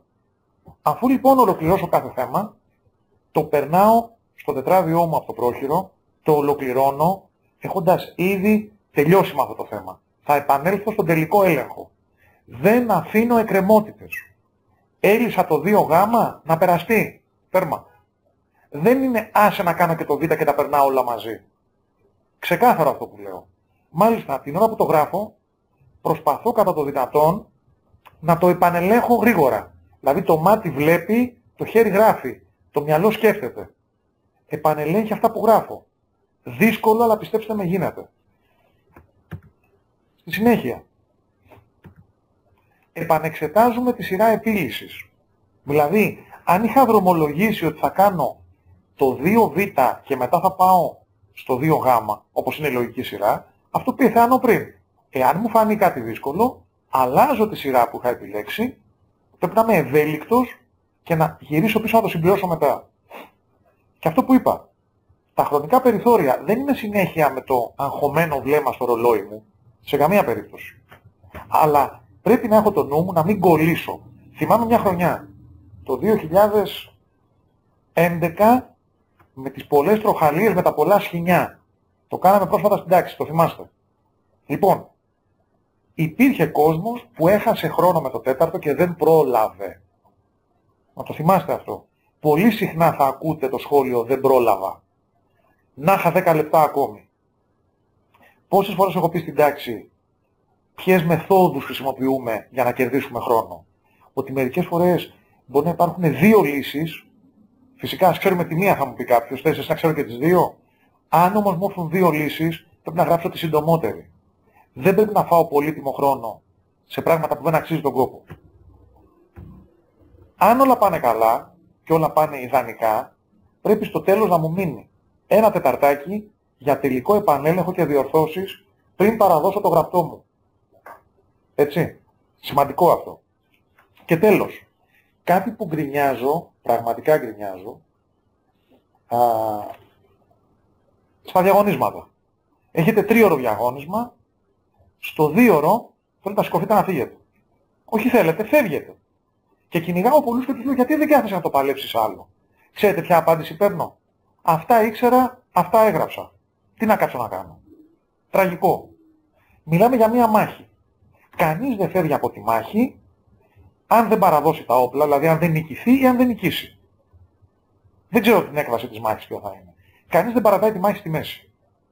Ξεκάθαρα. Στη συνέχεια. Χρονικός προγραμματισμός. Σας είπα κάτι πριν. Ενδεικτικά. Μιλώντας για τη φυσική, που μπορώ να έχω ξεκάθαρη άποψη, ενδεικτικά βλέπετε τους χρόνους αναθέμα. Βλέπετε ότι τη μερίδα του λέοντος οφείλει να την έχει το δέλτα, αλλά βέβαια εδώ να πω κάτι, έτσι. Ας μην κρυβόμαστε. Θα δούμε μετά τις στατιστικές. Πολλοί μαθητές δεν αγγίζουν το δέλτα καν. Ας πρόσεχαν, τι να κάνουμε. Δεν διαβάσανε, δεν είχαν την όρεξη να ασχοληθούν με το μάθημα, δεν θα αγγίξουν καν το δέλτα. Αν λοιπόν αυτά τα 45-60 λεπτά του δέλτα κάποιοι τα αφιερώσουν ωφέλιμα στα άλλα 3, μπορεί να βελτιώσουν δραματικά τη βαθμολογία τους. Και προσθέστε αυτό που λέω από κάτω. 5-10 λεπτά για μια καλή ανάγνωση ξανά και ξανά, να είμαι σίγουρος τι ζητάει, και ένα 15 λεπτό για τελικό έλεγχο και διορθώσεις. Θα αναφέρω και εδώ 2 παραδείγματα προσωπικά. Πολύ καλός μου φίλος μαθηματικός σήμερα λύνει τελευταία 20 λεπτά ένα θέμα, μια παραμετρική εξίσωση στην αναλυτική γεωμετρία, ο κύριος Φράγκος θα καταλαβαίνει τι εννοώ, και του βγάζει την αστεία εξίσωση λάμδα τετράγωνο ίσον 1. Πάνω στον πανικό ή τη χαρά του, όπως θέλετε πείτε το, αντί να γράψει λάμδα ίσον σύμπλην 1, γράφει λάμδα ίσον 1. Μετά από 5 λεπτά ανακαλύπτει το λάθος του. Στον επανέλεγχο. Ήταν έτοιμος να φύγει. Του έχουν μείνει περίπου 10 λεπτά μέχρι να του πάρουν την κόλλα. Στα τελευταία 10 σώζει την παρτίδα λύνοντας με το συν-πλην και την άλλη πλευρά της παραμετρικής που χρειαζόταν. Το αποτέλεσμα. Μπήκε τελευταίος στο μαθηματικό Αθήνας. Καταλαβαίνετε τι σημαίνει αυτό? Το συν-πλην θα είχε κοστίσει στους γονείς του μερικά εκατομμύρια δραχμές τότε για να το στείλει στην επαρχία. Το συν-πλην. Έτσι για να καταλάβετε τι σημαίνει επανέλεγχος. Επιτρέπετε λίγο μια παρέμβαση, επιτρέπετε λίγο εδώ. Επειδή παρακαλώ. Με αφορμή φέτος που το έχω παρατηρήσει κατά κόρον, όχι μόνο στο δικό μας, γενικά σε όλα τα παιδιά που κάνω, τους μαθητές που έχω φέτος, όχι μόνο τα παιδιά του φροντιστηρίου εννοώ, υπάρχει μια τάση η τελευταία ματιά να είναι επιπόλαιη και επιφανειακή. Στα δικά μου μαθήματα, ιδιαίτερα στο ΑΟΘ που έχει πράξεις μαθηματικών, δηλαδή τα μαθηματικά είναι αστεία, είναι πολύ χαμηλότερο επίπεδο από της τρίτης λυκείου, δηλαδή της φετινής, τα μαθηματικά, είναι μέχρι πρωτοβάθμια εξίσωση, μέχρι εκεί. Έτσι. Έχω συναντήσει κατά κόρον το περιστατικό να κάνουμε λάθος σε ένα σύστημα 2x2. Αυτό είναι απαράδεκτο. Καταλαβαίνω ότι είναι απλά τα μαθηματικά, αλλά χρειάζεται, απαιτείται στην τελευταία ματιά να είμαστε, στην ουσία να ξαναλύνουμε με τα μάτια την άσκηση. Δεν είναι δυνατόν να κάνουμε λάθος, έστω και πρόσημο. Δηλαδή ένα πρόσημο λάθος σημαίνει λάθος σημείο ισορροπίας. Σημαίνει λάθος όλη η άσκηση από εκεί κάτω. Και είναι γελίες οι πράξεις που απαιτούνται. Οπότε, αυτό που είπα, το σύστημα είχε χάσει μια ολόκληρη ομάδα λύσεων ο άνθρωπος. Σας λέω ότι φέτος κατά κόρον το έχω διαπιστώσει και το λέω πάντα, είναι κρίμα δηλαδή να ξέρουμε τη θεωρία, να έχουμε γράψει καλά σωστά την άσκηση και να έχουμε κάνει αριθμητικό λάθος. Και αυτό από υπολαιότητα, γιατί απλά μετά στον επανέλεγχο κοιτάμε μόνο αν έχουμε καλά γράμματα και αν μας αρέσει ο τρόπος που το γράφουμε. Κοιτάμε την ουσία, την ξαναλύνουμε στην ουσία την άσκηση μετά. Δηλαδή για να δούμε, να τσεκάρουμε τον αστάθμητο παράγοντα. Το άγχος μπορεί να τύχει να γίνει αυτό. Μπορούμε να το σώσουμε. Συμφωνώ απόλυτα και πολύ καλά κάνατε και τα λέτε αυτά, να τα ξανακούνε, γιατί ίσως μερικοί νομίζουν ότι αυτά που λέω αφορούν τη φυσική. Δεν αφορούν τη φυσική. Αφορούν τα πάντα. Τηρουμένων των αναλογιών αφορούν όλα τα μαθήματα. Και εδώ υπάρχουν μερικές επιλογές τώρα έκτακτης ανάγκης. Τι σημαίνει έκτακτη ανάγκη? Ωραία. Ψιλομπλοκάραμε, μας έφυγε ο χρόνος και έχουμε φτάσει να έχουμε μπροστά μας 20 λεπτά και να έχω 1,5 θέμα άλυτο. Να έχω όλο το δέλτα άλυτο, να έχω κάνει μόνο το δέλτα 1 βράδερφε, λέω τώρα εγώ, και να έχω και τα 2 υποερωτήματα του γάμα άλυτα και να μου περισσεύει και το 2β. Και να λέω, στο 20 λεπτό όλα δεν παλεύονται. Τι να κάνω? Το να το παρατήσω και να φύγω πάμε δεν ισχύει. Τι κάνω λοιπόν? Μην ξεχνάμε τον κανόνα. Όλα 25 μονάδες πιάνουν. Όλα είναι βαθμολογικά ισοδύναμα. Το δέλτα έχει το όνομα και τα άλλα έχουν τη χάρη. Και το δέλτα 25 πιάνει και τα άλλα 25 πιάνουν. Επιλέξτε αυτά που θα σας δώσουν τις περισσότερες μονάδες. Δεν κοιτάμε το image του κάθε θέματος. Δεν με ενδιαφέρει αν έλυσα εγώ το δέλτα και όλος έλυσε το γάμα. Πήρα τις 25 μονάδες, τις έβαλα στην τσέπη μου. Αυτός είναι ο στόχος. Αν μας πιάσει πανικός, σταματάμε για λίγο να ηρεμήσουμε. Το είχα κάνει και εγώ, θυμάμαι, είχα μπλοκάρει λίγο κάποια στιγμή, εάν θυμάμαι καλά, πριν από 5 χρόνια, έτσι δεν είναι και πολλά βέβαια. Λοιπόν, είχα μπλοκάρει λίγο στα μαθηματικά. Για περίπου 3 λεπτά παράτησα το στυλό, έκλεισα λίγο έτσι τα μάτια, κάπως έγινα, δεν θυμάμαι τι είχα κάνει. Πιστέψτε με, ξεμπλόκαρα. Το έχει κάνει κι άλλος κόσμος αυτό. Για λίγο φύγετε σε άλλη διάσταση αν μπορείτε. Ξεχάστε ότι βρίσκεστε στην αίθουσα των πανελλαδικών. Για 2 λεπτά δεν θα πάθετε τίποτα. Προσπαθήστε να επανέλθετε, να κάνετε restart όπως λέμε στον υπολογιστή. Είναι ένα είδος restart αυτό που προτείνω.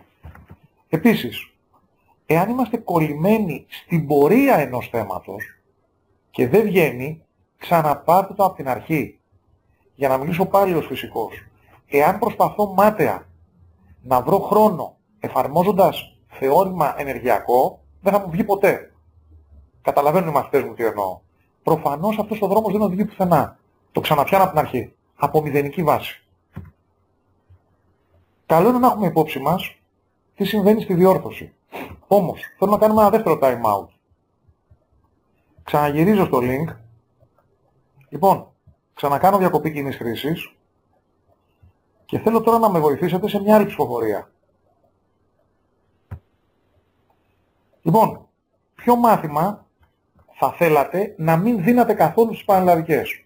Βλέπετε όλη την ψηφοφορία? Έχω βάλει κάποια μαθήματα πιο ενδεικτικά. Το ΑΟΔΕ που είναι? Θεωρητική δεν βλέπω. Το ΑΟΔΕ που είναι? Λοιπόν, ποιος μίλησε για το ΑΟΔΕ? Ποιος? Έχω βάλει ενδεικτικά. Γιώργο, έχω βάλει ενδεικτικά τα μαθήματα αυξημένου συντελεστή, έτσι, βαρύτητας, μαθηματικά φυσική στη κατεύθυνση θετική τεχνολογική, αρχαία ιστορία για τους θεωρητικούς, έβαλα όμως και την έκθεση που είναι για όλους, έβαλα και το ΑΕΠ, ένα μάθημα το οποίο θεωρείται μπαλαντέρ για μερικούς. Θα ήθελα λίγο να δω τις ψηφοφορίες σας. Μέχρι τώρα βλέπω 6 απαντήσεις. Προηγουμένως πήρα 12 απαντήσεις. Για να περιμένω να δω πού θα φτάσει, πού θα κάτσει η ντύλια. Ποιος θεωρητικός είναι στην παρέα μας και δεν τον έχω δει και ψήφισε αρχαία? Ας ανοίξει το μικρόφωνο όποιος θεωρητικός είναι. Ποιος ψήφισε αρχαία? Συγγνώμη κύριε Κοϊνάκη, εγώ το πάτησα, δεν είμαι μαθητής, αλλά δεν μου αρέσουν τα αρχαία γι' αυτό. Ωραία, εντάξει. Και εγώ πήγα να το κάνω, ας μην το κάνω. Ναι, δεν ήθελα να... Θέλω να μου πει κάποιος ποιος ψήφισε κάποιο άλλο μάθημα και τι ψήφισε. Βλέπω 2 ψήφους στο κάποιο άλλο. Ποιοι είναι στο κάποιο άλλο? Μία ήμουν εγώ. Ελένη, ποιο ψήφισες? Ποιο εννοείς μάλλον? Τη βιολογία κατεύθυνσης, μάλιστα. Και ο άλλος ποιος ήτανε? Εμείς. Δηλαδή. Ο Δέμης ψήφισε. Κάποιο άλλο εδώ. Ποιος? Με τον Δημήτρη. Με μένα. Α, ναι. Αυτό νομίζω ότι το κάνουν επίτηδες για να πούνε κάτι, να την πούν στον κύριο Χατζή. Αυτή την αίσθηση έχω εγώ. Έχουμε μάθημα, για την Τετάρτη έχουμε μάθημα, έτσι. Ο Δημήτρης, έχουμε στην παρέα και τον Δημήτρη τον Γκρέκα από το ΕΠΑΛ. Κάτι πληκτρολογεί. Δημήτρη, δεν έχεις ήχο? Όχι, δεν πειράζει. Γράψε μας στο chat τι θα ήθελες. Γιατί βλέπω ότι κάτι θες να μας γράψεις. Σε περιμένουμε λίγο. Νομίζω ότι οι νικητές ήταν αυτοί που περιμέναμε. Α, τα δίκτυα λέει. Μάλιστα. Ναι, εντάξει, ο καθένας τον πόνο του βέβαια, άλλη μόνο. Ο Σωτήρης ΑΟΔΕ, κύριε Χατζή, για σας βαράει η καμπάνα. Νομίζω όμως ότι αυτά που περιμέναμε είναι οι βραχνάδες. Μαθηματικά και φυσική. 7 στους 11. Θα ήθελαν να μην υποστούν το πικρό ποτήρι που λέγεται μαθηματικά και φυσική. Πιστέψτε με, και εγώ σαν μαθητής το ίδιο ένιωθα, ειδικά για τα μαθηματικά. Θα μου πεις φυσικός Έλληνες, δεν ήθελες φυσική? Φυσικά και ήθελα. Αλλά με τα μαθηματικά μία φοβία την είχα. Ωραία λοιπόν, πάμε να συνεχίσουμε. Ξαναγυρίζουμε στο PowerPoint. Και πάμε να δούμε τι πρέπει να έχει υπόψη ο μαθητής ως προς τη διόρθωση. Ας υποθέσουμε λοιπόν ότι τελειώνουμε τις πανελλαδικές και περιμένουμε τους βαθμούς μας. Πώς διορθώνουν οι διορθωτές? Άρα, ξέροντας πώς διορθώνουν, τι πρέπει να φροντίσω εγώ ώστε να έχει το γραπτό μου ως χαρακτηριστικά. Για να δούμε λοιπόν. Πάλι θα χρησιμοποιήσω ως μπούσουλα τη φυσική. Πότε λοιπόν κάποιος παίρνει άριστα στη φυσική? Όταν ένα θέμα έχει λογική επεξεργασία και επαρκή αιτιολόγηση. Αυτό που λέω, σκόρπιοι τύποι δεν δίνουν τις μονάδες που περιμένατε. Φαντάζομαι ότι αυτό ισχύει εν μέρη, όχι φαντάζομαι, είμαι σίγουρος, ισχύει στη χημεία, ισχύει και εν μέρη στα μαθηματικά. Τα μαθηματικά απλά έχουν λιγότερη θεωρία. Προσοχή στις σχέσεις του σχολικού βιβλίου. Το έχω πει 1.000.000 φορές. Τύποι, που μπορεί να σας είναι πασίγνωστοι γιατί τους χρησιμοποιούμε κατά κόρον. Αλλά δεν υπάρχουν στο σχολικό βιβλίο, πρέπει να αποδεικνύονται. Τελειωμένο. Πρέπει να καταλήγουμε σε ολοκληρωμένο αριθμητικό αποτέλεσμα, συνοδευόμενο από τις σωστές μονάδες μέτρησης, για τη φυσική μιλώντας πάντα. Και φυσικά σχήματα που να είναι σωστά, δηλαδή να μην μου ζητάνε κύματα και εγώ φτιάχνω κύκλωμα Ελσέ, και να είναι και πλήρη. Να περιέχουν όλα τα εμπλεκόμενα μεγέθη που χρησιμοποιώ στις εξηγήσεις μου. Από εκεί και πέρα, ας υποθέσουμε ότι κάποιος δεν κατάφερε να απαντήσει όλο το θέμα. Αυτό που με ρωτάτε, το σχήμα θα μου δώσει μόρια ή πόσο θα μου κόψουν που δεν τέλειωσα τις πράξεις, ποια είναι η κανόνα, ποια είναι η λογική. Και αυτά που γράφω εδώ είναι μέσα από το βιβλίο οδηγιών που έχουν οι βαθμολογητές δίπλα τους. Είναι από τις οδηγίες, τις επίσημες που τηρούν οι βαθμολογητές. Πρώτον λοιπόν, συνολική εικόνα γραπτού. Βέβαια τώρα μεταξύ μας, όταν εγώ έχω να διορθώσω 30 γραπτά και το 30 δεν διαβάζεται από τις μουτζούρες και τα άσχημα γράμματα, έχω πρόβλημα σαν άνθρωπος. Τι να κάνουμε? Πόσο ένα λάθος ή παράληψη έχει οδηγήσει σε μια αλλίωση όλου του ερωτήματος. Δηλαδή δεν μπορεί να με ρωτάνε για κρούση και να απαντάω με κύματα, είμαι εκτός θέματος. Σίγουρα ορισμένες φορές συνεδριάζουν οι βαθμολογητές όταν υπάρχουν ασάφειες. Το 2012, το 2013 μάλλον, συγγνώμη, που υπήρξε το περίφημο ζήτημα, όχι καλό το είπα, sorry, το 12, με τη Ράβδο την περίφημη, στο θέμα Γ, υπήρξαν, πώς να το πω, ατελείωτες κουβέντες και συνελεύσεις των βαθμολογικών κέντρων για το τι στάση θα τηρηθεί. Όταν λοιπόν υπάρχουν ασάφειες, και όχι μόνο, υπάρχουν συνελεύσεις των βαθμολογητών, εκεί βέβαια παίζει ρόλο η προσωπικότητα και η εμπειρία του βαθμολογητή, αλλά και του συντονιστή του μαθήματος. Υπάρχουν περιπτώσεις που στα βαθμολογικά κέντρα ο συντονιστής, ο υπεύθυνος, το παίρνει όπως λέμε πάνω του το θέμα. Είναι σημαντικό λοιπόν να ξέρετε πώς βαθμολογείστε. Δεν ξέρω αν θέλει κάποιος να ρωτήσει κάτι σε αυτό το σημείο. Αν θέλει κάποιος, ευχαρίστως. Ωραία. Και ξαναλέω, όλα αυτά μπορεί να φαίνονται γενικά, αλλά πιστέψτε με είναι πραγματικότητα. Τώρα, η χαρά του κυρίου Χατζή. Στατιστικές. ΑΟ, ΦΑΟΔΕ, διαγράμματα ζήτησης, έτσι κύριε Χατζή. Σας αρέσει το σχήμα που επέλεξα? Πολύ ωραίο, πάρα πολύ ωραίο. Πού τα βρίσκετε όμως κύριε Κονάκη, να μας πείτε ποια είναι η πηγή σας, γιατί είστε ανεξάρτητος. Δεν μπορώ να αποκαλύψω τις πηγές μου, δεν γίνεται. Το καταλαβαίνω. Λοιπόν, για να δούμε λίγο. Το έχω ξαναδείξει αυτό. Είναι όμως ενδεικτικό. 2010. Φυσική γενικού λυκείου. Κοιτάξτε, το κάθε θέμα που έπεσε, τι αντίστοιχα είχε τις προηγούμενες χρονιές. Το Α1 είχε 4, 7, 7, 9 όμοια θέματα. Μη σας κουράζω, το βλέπετε. Σχεδόν όλα τα θέματα, σύνολο 75% μονάδες, είχαν επαναληφθεί σε προηγούμενα έτη. Και όχι πολύ παλιά, έτσι. Ή έπεσαν αμέσως μετά. Δηλαδή κοιτάξτε ότι οι γενικές του 10 και οι ομογενείς του 10 που γράφουν το Σεπτέμβριο είχαν παρόμοιο θέμα το Α5Γ. Αυτό τι δείχνει? Παιδιά, και οι επιτροπές στερεύουν από έμπνευση. Δυστυχώς ή ευτυχώς διανύουμε τη 13η χρονιά με το ίδιο σύστημα, με την ίδια πρακτικά ύλη θα έλεγα. Βλέπετε λοιπόν την επαναληψιμότητα και την περιοδικότητα των θεμάτων. Έχετε το υπόψη, πριν λύνετε τις εξωγήινες ασκήσεις των Ολυμπιάδων Φυσικής που μερικοί συνάδελφοι πλασάρουν για να πουλήσουν τον εαυτό τους, λύστε τα κοινά και τετριμμένα που έχουν ξαναπέσει 7 φορές μέχρι τώρα. Εξασφαλίστε ότι αν ξαναπέσουν δεν θα χάσετε ούτε μισή μονάδα. Έτσι. Πάμε παρακάτω. Τελικά, πόσο σκληρός είναι ο ανταγωνισμός? Δηλαδή, ωραία. Πού πάμε? Πάμε σε τι αγώνα? Πολύ δύσκολο είναι ντέρμπι ο αγώνας. Πάμε να δούμε λοιπόν τι γίνεται φέτος. Η φετινή χρονιά έχει 101.508 υποψήφιους να συναγωνίζονται.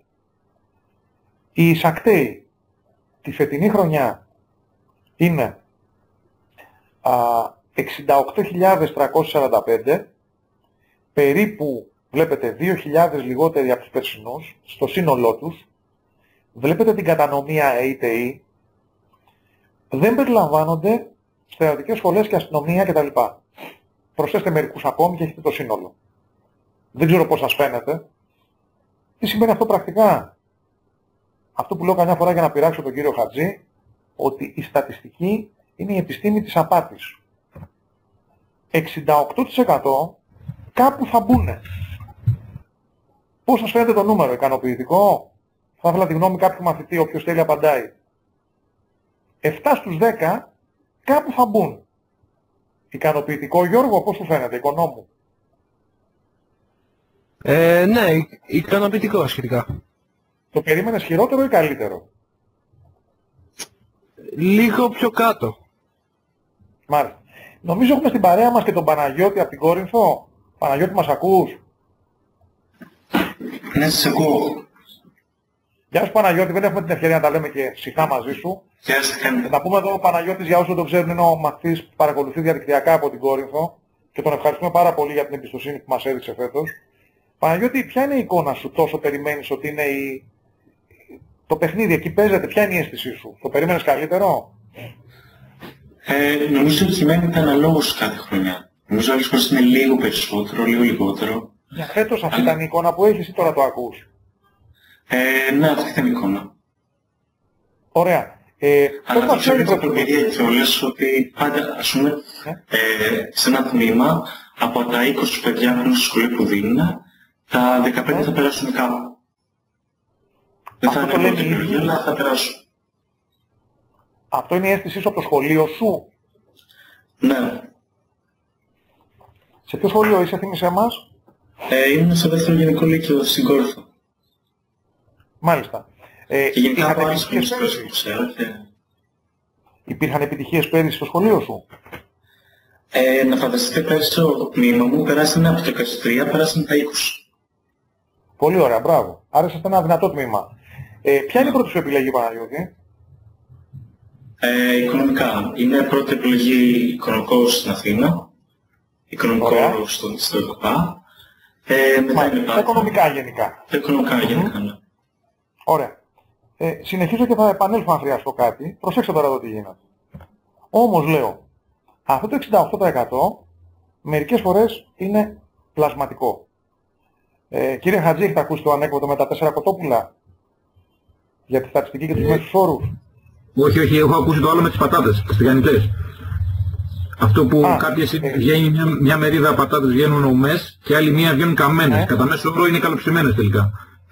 Ναι, εγώ το ξέρω με τα 4 κοτόπουλα, που ένας τύπος χοντρός, πλούσιος έχει φάει 4 κοτόπουλα και ένας φτωχός κακομοίρης δεν έχει φάει τίποτα. Ο μέσος όρος λέει ότι φάγανε και οι 2 από 2. Από 2 κοτόπουλα. Σωστά. Ακριβώς λοιπόν, επειδή η στατιστική... Ό,τι θες να ακούσεις λέει. Η στατιστική λοιπόν επειδή κρύβει τέτοιες απάτες, εδώ λοιπόν υπάρχει ένα σημείο σκοτεινό. Οι μηχανικοί ηλεκτρονικών υπολογιστών του MEP έχουν ποσοστό επιτυχίας κάτω από το 9%. Τι εννοώ? Ένας στους 12 καταφέρνει να μπει. Έχουμε ας πούμε μια χρονιά ενδεικτικό νούμερο. 250 εισακτέους στο MEP στο τμήμα αυτό και το δηλώνουν 3.100. Είναι ρεαλιστικά τα νούμερα που σας λέω. Άρα καταλαβαίνει κανείς ότι μιλάμε για κάτω από 9%. Τι σημαίνουν όλα αυτά? Προσέξτε. Πριν πάμε στο πώς γράφουν οι μαθητές, θέλω να ξαναζητήσω την τρίτη και τελευταία για σήμερα συμμετοχή σας σε ψηφοφορία. Θα ήθελα λοιπόν να δούμε. Συγγνώμη, επανέφερα την ίδια. Δώστε μου ένα λεπτό. Λοιπόν, ποια ομάδα σχολών από τις παρακάτω θα επιλέγατε ως πρώτη προτίμηση αν είχατε συγκεντρώσει 19.500 μόρια? Πείτε λοιπόν ότι ο καλός Θεούλης μας λυπήθηκε και τελειώνουμε τις πανελλαδικές με 19.500 στην τσέπη μας. Όπου δηλώσουμε πρώτο, μπήκαμε. Ακούω τις προτιμήσεις σας. Περιμένω να δω τις προτιμήσεις, τις ομαδοποίησα για να μην έχουμε συγκεκριμένη σχολή, να έχουμε μια τάση, μια ομάδα σχολών. Για να δούμε λοιπόν. Νομίζω ότι πρέπει να ψηφίσετε μερικοί ακόμα. Βλέπω μόνο 8, 9. Πρέπει να έχουμε 10-12 τουλάχιστον. Ο Σωτήρης που δεν μπορεί λέει MP και αυτός, που δεν μπορεί να ψηφίσει γιατί έχει κάποιο θέμα. Ωραία.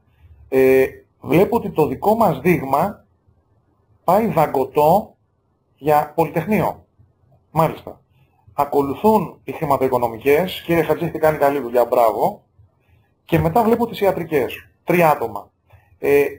Εκτός από την Ελένη που ξέρω και την Ελπίδα, ποιος είναι ο τρίτος που ψήφισε ιατρική? Εγώ. Ποιος είναι ο εγώ? Εγώ δεν ψήφισα ιατρική. Γιατί βλέπω 3 ψήφους στην ιατρική. Ποιοι είναι οι 3 ψήφοι της ιατρικής? Εγώ. Η Ελή, ποιος? Η Ελπίδα. Ποιος είναι? Δεν ακούω τις φωνές. Η Ελπίδα. Η Ελπίδα είναι μία. Οι άλλοι 2 ποιοι είναι? Η άλλη είμαι εγώ, κύριε, η Θεανό. Η Θεανό, σωστά. Και ο τρίτος? Τον ψάχνουμε.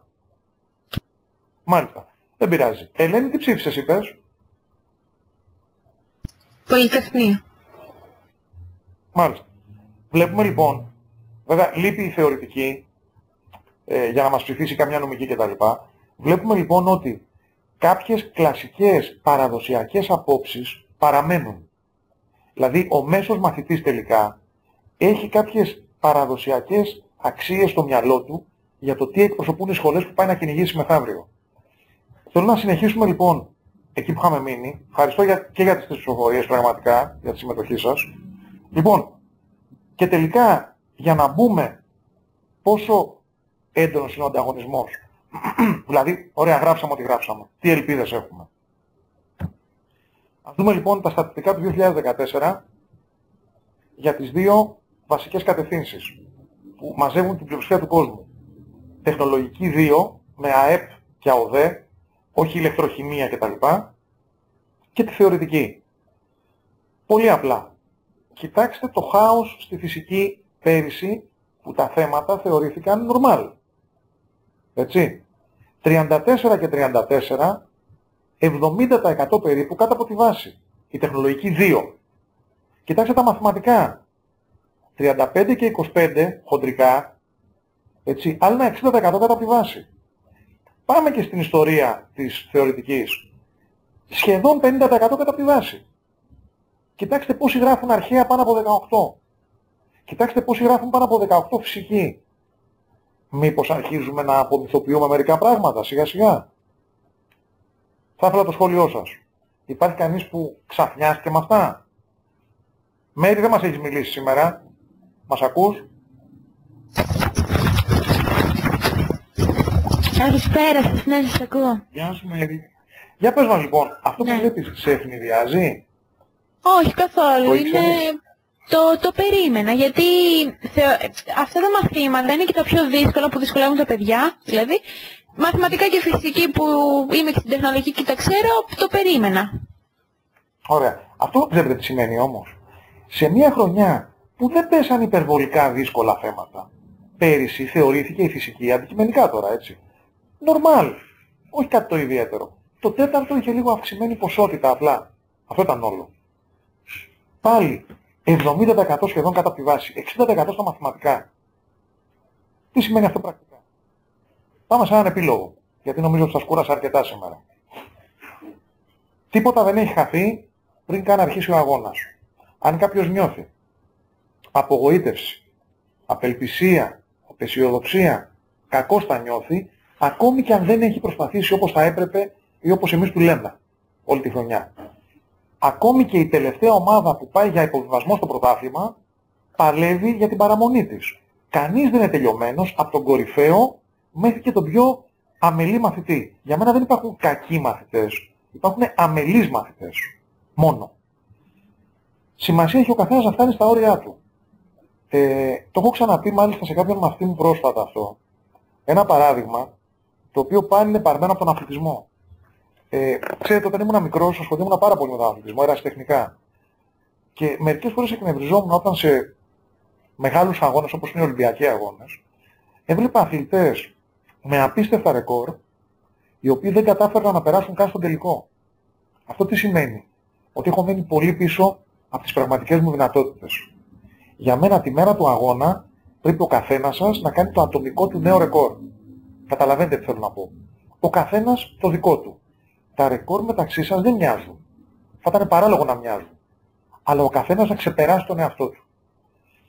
Οι πανελλαδικές σίγουρα δεν είναι, αν τις δούμε σαν έργο, ούτε κωμωδία, ούτε θρίλερ. Νομίζω όμως ότι είναι ένα ντέρμπι. Και πρέπει να μπούμε στο γήπεδο με σεβασμό στον αντίπαλο, αλλά χωρίς να τρέμουμε. Και τελικά, ένα πολύ έτσι ρεαλιστικό τελείωμα. Σημασία δεν έχει αν αγαπάω τη φυσική, τα μαθηματικά, την ιστορία του ΑΟΔΕ. Μπορώ να τα ανεχθώ, να τα μελετήσω πιο πολύ από τους ανταγωνιστές μου και να ξεμπλέκω. Νομίζω ότι αρκετοί από εσάς θέλουν να μπουν σε οικονομικές σχολές. Ο Γιώργος, ο Δημήτρης, αν θυμάμαι καλά, ο Παναγιώτης που μας είπε πριν από λίγο, προφανώς και δεν τους αρέσει η φυσική. Πολύ ωραία, ανεχτείτε την ανέχεστε 3 χρόνια στο σχολείο. Εμένα μ' αρέσει. Το ξέρω Γιώργο, λυπάμαι που σε έφερα σαν παράδειγμα, συγγνώμη αγόρι μου. Λοιπόν, από εκεί πέρα, Γιώργο. Ακριβώς. Από εκεί και πέρα, δεν θα τα ξαναδώ ποτέ μπροστά μου. Αρκεί να είμαι παραπάνω από τους ανταγωνιστές μου. Λυπάμαι που θα το πω, όλοι μεταξύ σας αυτή τη στιγμή, εκτός από συμμαθητές και φίλοι, είστε και ανταγωνιστές. Λυπάμαι, έτσι είναι η ζωή. Να λέμε αλήθειες. Μπορεί να μείνει ο Χ απ' έξω και να μπει ο Ψ στη θέση του. Είναι ένας υγιής ανταγωνισμός, αλλά δεν πάμε να είναι ανταγωνισμός. Ένα αγγλικό απόφθεγμα, η καλή τύχη είναι αποτέλεσμα καλού σχεδιασμού. Λέμε καλή τύχη, εντάξει, καλή επιτυχία. Οκ, ναι, αλλά κάναμε κάτι γι' αυτό. Μην περιμένουμε ότι ο Θεός έχει όλη την προσοχή μόνο σε εμάς και ευλογεί πάντα μόνο εμάς. Να ευχηθώ λοιπόν καλή επιτυχία σε όλους, πραγματικά. Να ευχαριστήσω πάρα πολύ για αυτή τη 1,5 περίπου ώρα που ήσασταν όλοι εδώ και με ακούγατε. Και θα ήθελα πριν κλείσουμε να πω μια καλησπέρα σε όλους ξανά από την κάμερα και να δώσω το λόγο σε όποιον τυχόν θέλει να ρωτήσει οτιδήποτε πριν σας αφήσω. Λοιπόν, ακούω. Είναι κάποιος που θέλει να ρωτήσει κάτι? Πείτε μου. Να ρωτήσω εγώ.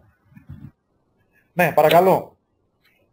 Σε περίπτωση που μένουν 5 λεπτά για να τελειώσει το μάθημα που γράφουμε και δεν έχουμε γράψει ένα ερώτημα, καλό είναι να το παλέψουμε ή να κοιτάξουμε τα άλλα? Δημήτρη μου, το 5 λεπτά είναι πολύ λίγο για ερώτημα, εκτός αν είναι κάποιο σουλού. Αν είναι κάποιο πολλαπλής. Ακόμη και ένα 2α, 2β, σε 5 λεπτά νομίζω ότι αν δεν βγήκε κάτι ωφέλιμο τόση ώρα, θα έλεγα ότι βάλε κάτι σίγουρα στην τύχη, θα έχεις απαντήσει κάτι στην τύχη, το καταλαβαίνεις αυτό που λέω, έτσι. Μην αφήσετε αναπάντητο ένα ερώτημα, επειδή δεν ξέρετε την αιτιολόγησή του. Καταλαβαίνεις, Δημήτρη, τι θέλω να πω. Βάλε κάτι έστω και στην τύχη, αλλά νομίζω ότι ναι, το 5 λεπτό είναι προτιμότερο για έναν έλεγχο, παρά ότι έχουμε σημαντικές ελπίδες να το σώσουμε, αν δεν το σώσαμε τόση ώρα. Αν είναι όμως κάποιο μεμονωμένο, σωστό, λάθος, ή κάποιο, ξέρω εγώ, πολλαπλής, ναι. Έχουμε στην παρέα και τον κύριο Κάπο, δεν τον είδα τόση ώρα. Συγγνώμη κύριε Κάπο, τι κάνετε? Καλά είμαι, μια χαρά, σας παρακολουθώ. Συγγνώμη που δεν σας έβασα το λόγο τόσο, αλλά δεν έβλεπα συνέχεια τους όχι, κανένα πρόβλημα. Θα ήθελα το δικό σας σχόλιο, μια που σας άνοιξα το μικρόφωνο. Για πείτε μου, έχετε να σχολιάσετε κάτι σε όλα αυτά που είπαμε σήμερα? Όχι, εντάξει, με πολύ θετική πρόθεση τα βλέπω και είναι πολύ καλά. Νομίζω ότι βοηθάνε τα παιδιά. Γιατί... Από τη δική σας θέση ως καθηγητή, έχετε να γκρινιάξετε σε κάτι για το ΑΕΠ ή όχι? Σε κάποιον, έτσι. Βγάλτε λίγη γκρίνια, το θέλω. Για πείτε μου. Όχι, αισιοδοξία θέλω μόνο να τους δώσω και δύναμη να έχουν. Δεν θέλω τώρα να τους να βάλω ζυζάνι, αλλά δεν τα καταφέρνω. Μόλις κλείσει η πόρτα της αίθουσας, τους τα λέμε, δεν χρειάζεται, εντάξει. Νομίζω ότι ο Ολύμπιος θέλει σε κάτι να πει. Ολύμπη, αν έχεις ανοίξει το μικρόφωνο σου, μπορείς να μας πεις. Κάτι πήγες να ρωτήσεις. Ή μου φάνηκε εμένα στο chat? Όχι. Καλησπέρα και από μένα. Καλή τύχη σε όλους και σας ευχαριστούμε πάρα πολύ. Είστε καλά? Αντέξατε μια μισή ώρα μαζί μας? Λέω, αντέξατε μαζί μας μια μισή ώρα? Ναι, αφού ήταν πάρα πολύ ευχάριστη η συζήτηση και πιστεύω να ήταν πάρα πολύ χρήσιμη στα παιδιά. Σαν γονιός, έχετε να προσθέσετε, να σχολιάσετε κάτι? Θα ήθελα τη γνώμη σας. Μας καλύψατε πλήρως, πιστέψτε με. Δηλαδή, ό,τι είχα στο μυαλό μου να πω το είπατε ήδη, οπότε γι' αυτό σας ευχαριστώ πάρα πολύ. Χαίρομαι, εμείς ευχαριστούμε, γιατί πραγματικά είναι σημαντικό κάποιος ένα Σάββατο που έχει να ηρεμήσει, να ξεκουραστεί λίγο, μιλάω για τους γονείς, να αφιερώνει το χρόνο για να παρακολουθήσει κάτι που αφορά πρωτίστως τους μαθητές. Είδατε όμως ότι και για τους γονείς είπα μερικά πράγματα, επειδή και εγώ είμαι γονιός, ο γιος μου είναι 16 ετών και μπαίνει και αυτό σιγά σιγά στην πορεία των πανελλαδικών. Προσπαθώ τα ελαττώματά μας οι γονείς, τα αδύνατα σημεία μας, να τα παλέψουμε. Τα άγχη μας και τις ανασφάλειες μας. Έχουμε και εμείς ένα μερίδιο της ευθύνης στο άγχος των παιδιών, δηλαδή αυτό που ο γονιός συνέχεια πάνω από το παιδί πήγαινε να διαβάζει. Εγώ πιστεύω τώρα τελευταίες μέρες ό,τι είναι να κάνει το παιδί θα το κάνει από μόνος του, γιατί τελευταίες μέρες ό,τι έχει καταλάβει το έχει καταλάβει πια, δεν θα προλάβει να κάνει τίποτα το ιδιαίτερο τώρα. Έχετε απόλυτο δίκιο και να πω και κάτι που σκεφτόμουν όλη τη μέρα, να το πω, να μην το πω. Ξέρετε, υπάρχει και ένας κώδικας δεοντολογίας μερικές φορές, αλλά επειδή είμαι άνθρωπος που δεν θέλω να κρύβομαι, έχω πει στα παιδιά ανοιχτά ότι η φετινή χρονιά στις πανελλαδικές ίσως να κρύβει μερικές εκπλήξεις. Ίσως. Πιστεύω ότι υπάρχει μια φιλοσοφία του νέου Υπουργού που ίσως να διαφοροποιηθεί από τις προηγούμενες χρονιές. Θεωρώ ότι μάλλον θα είναι προς την κατεύθυνση του πιο ήπιου. Ήπιο δεν σημαίνει γελία θέματα, μην παρεξηγηθώ. Ήπιο σημαίνει ότι εστιάστε στο σχολικό βιβλίο, όχι ακρότητες, πράγματα τα οποία ο μαθητής μπορεί να τα αντιμετωπίσει χωρίς να είναι η ευφυΐα και η διάνοια και να έχει διαβάσει 100 ασκήσεις εξωφρενικές από βοηθήματα. Αυτό εννοώ ήπιο. Μπορεί να πέσω έξω, μπορεί να πέσω μέσα. Είναι μια πολιτική ματιά πλέον στη θέση που βλέπω ότι ο προσανατολισμός, δηλαδή γενικά της κυβέρνησης, όλοι μας αυτό σκεφτόμαστε, αλλά δεν θα κάνει καλό αυτό στα παιδιά μας, δηλαδή να μην μπουν με αυτή τη λογική. Όχι βέβαια, αυτό θέλω να αποκεντρώσω μαθητές μου ότι όποιος νομίσει ότι θα είναι εύκολα, θα ευνηδιαστεί. Δεν θα είναι εύκολα, θα είναι ήπια. Υπάρχει διαφορά. Το ήπιο σημαίνει ότι θα είναι δύσκολο, μπορεί να έχει ποσότητα, δεν θα έχει ακρότητες, δεν θα έχει ασάφειες, δεν θα έχει εμπνευσμένα θέματα του ότι αν δεν είμαι διάνοιας φυσική δεν λύνονται. Αυτό εννοώ εγώ. Όποιος νομίσει ότι θα τους χαϊδέψουν, έτσι, θα κάνει λάθος και ίσως πάει και ευνηδιαστεί. Και δεν αναφέρω μόνο στη φυσική, αναφέρομαι και στα υπόλοιπα μαθήματα. Άλλωστε ο δικός μας ρόλος δεν είναι της χαρτορίχτρας, το έχω ξαναπεί. Όσες φορές οι φροντιστές παίξαμε το ρόλο του medium, εκτεθήκαμε. Και το λέω εγώ που πέρυσι, οι μαθητές μου, η Θεανό εδώ είναι, είχε δώσει πέρυσι η κοπέλα. Θεανό, θυμάσαι την παραμονή, ποια θέματα λέγαμε ότι θα πέσουν. Έπεσε το διακρότημα, έπεσε το 3 συμβολή σχεδόν ολόιδιο. Ωραία, και τι έγινε? Να παρατήσω τη φυσική, να τον ανοίξω γραφείο medium? Δεν είναι αυτός ο ρόλος μας. Φυσικά και θα πέσεις μέσα κάποιες φορές. Είναι η εμπειρία, η τύχη, η στατιστική που παραλαμβάνεται. Είδαμε τι λέγαμε πριν. Σημασία δεν έχει αν θα πέσω μέσα εγώ. Σημασία έχει αν θα πέσει μέσα ο μαθητής. Εγώ άντε και έπεσα. Ο μαθητής είναι προετοιμασμένος. Και φυσικά για εμάς αποτελεί ακόμη μεγαλύτερη τιμή όταν σε θέματα που ευνηδιάζουν το μαθητή μπορεί και ανταπεξέρχεται. Ευχαριστώ πάρα πολύ κύριε Βουίχπα για την παρέμβασή σας. Να είστε καλά. Εμείς σας ευχαριστούμε. Εμείς και σε όλη την ομάδα, έτσι, όχι μόνο μην παρεξηγηθούμε, και σε όλη την ομάδα από όλη την καρδιά μας. Σας ευχαριστούμε πάρα πολύ. Ευχαριστούμε πάρα πολύ. Ήθελε κάποιος άλλος να προσθέσει κάτι πριν κλείσουμε? Κύριε Φράγκο. Ναι, θα ήθελα να προσθέσω πιο πολύ κάτι για τα παιδιά. Συμφωνήσανε προφανώς τα περισσότερα παιδιά με αυτά που ακούσανε. Το θέμα είναι να μην κρατήσουν μόνο αυτά που τους συμφέρουν από αυτά που είπαμε τι πρέπει να κάνουν τις τελευταίες μέρες, αλλά να τα κάνουν όλα. Ακριβώς. Δηλαδή μην κρατήσουν τα χαλαρά και να τα κάνουν όλα. Δηλαδή πάνε να μαζέψουν μόρια. Και πρέπει να είναι καλά και πνευματικά και σωματικά. Πρέπει να το καταλάβουν. 10 μέρες είναι 20, θα νικήσουν. Δηλαδή να το προσέξουν πολύ καλά αυτό. Περιττό να πω, καταρχάς να ευχαριστήσω και τον Ολύμπιο που μας γράφει στο chat για καλή επιτυχία σε όλους. Ο Ολύμπιος είναι μαθητής μας που δεν τον γνωρίζουν οι περισσότεροι. Απλά ευχαριστούμε πάρα πολύ Ολύμπιο και σε σένα το καλύτερο εύχομαι. Να πω το εξής. Είμαστε στη διάθεση οποιοδήποτε τις επόμενες μέρες. Θέλω να κλείσω με αυτό. Αυτό που έλεγα. Κυνηγήστε μας. Διεκδικήστε χρόνο από τη μέρα μας και από τη νύχτα μας, τολμώ να πω. Έχω εκμυστηρευτεί σε πολλά παιδιά ότι κοιμάμαι 2-3 το βράδυ, απαντάω στο Facebook 1-2 η ώρα. Είναι οι μέρες σας. Είναι η εποχή σας. Είναι ο αγώνας σας. Οφείλουμε να είμαστε δίπλα σας. Να πω ένα πολύ μεγάλο ευχαριστώ ξανά σε όλους. Να ευχηθώ καλό υπόλοιπο Σαββατόβραδο και Σαββατοκύριακο. Θα ανεβάσω το βίντεο για όσους δεν κατάφεραν να μπουν ή όσους θέλουν να ξαναδούν το βίντεο στο YouTube αύριο ή το αργότερο τη Δευτέρα και στη σελίδα στο Facebook. Και πάλι 1000 ευχαριστώ σε όλους. Να είμαστε καλά και να χαρούμε τις επιτυχίες μετά από τη λήξη των πανελλαδικών με ένα εκπληκτικό πάρτι που ετοιμάζουμε σε παραλιακό μαγαζί τον Ιούλιο. Βγάλαμε και μια είδηση έτσι για να χαρούμε λίγο. Μακάρι εκείνη τη μέρα να γιορτάσουμε όλοι την επιτυχία όλων των παιδιών μας και όχι μόνο των δικών μας. Μια ευχή για όλα τα παιδιά που παλεύουν από όποια πλευρά της Ελλάδας και να είναι, γιατί αξίζουν συγχαρητήρια σε όλους μόνο και μόνο για την προσπάθεια. Ευχαριστώ πάρα πολύ. Καλή συνέχεια σε όλους. Καλό βράδυ από μένα. Γεια σας.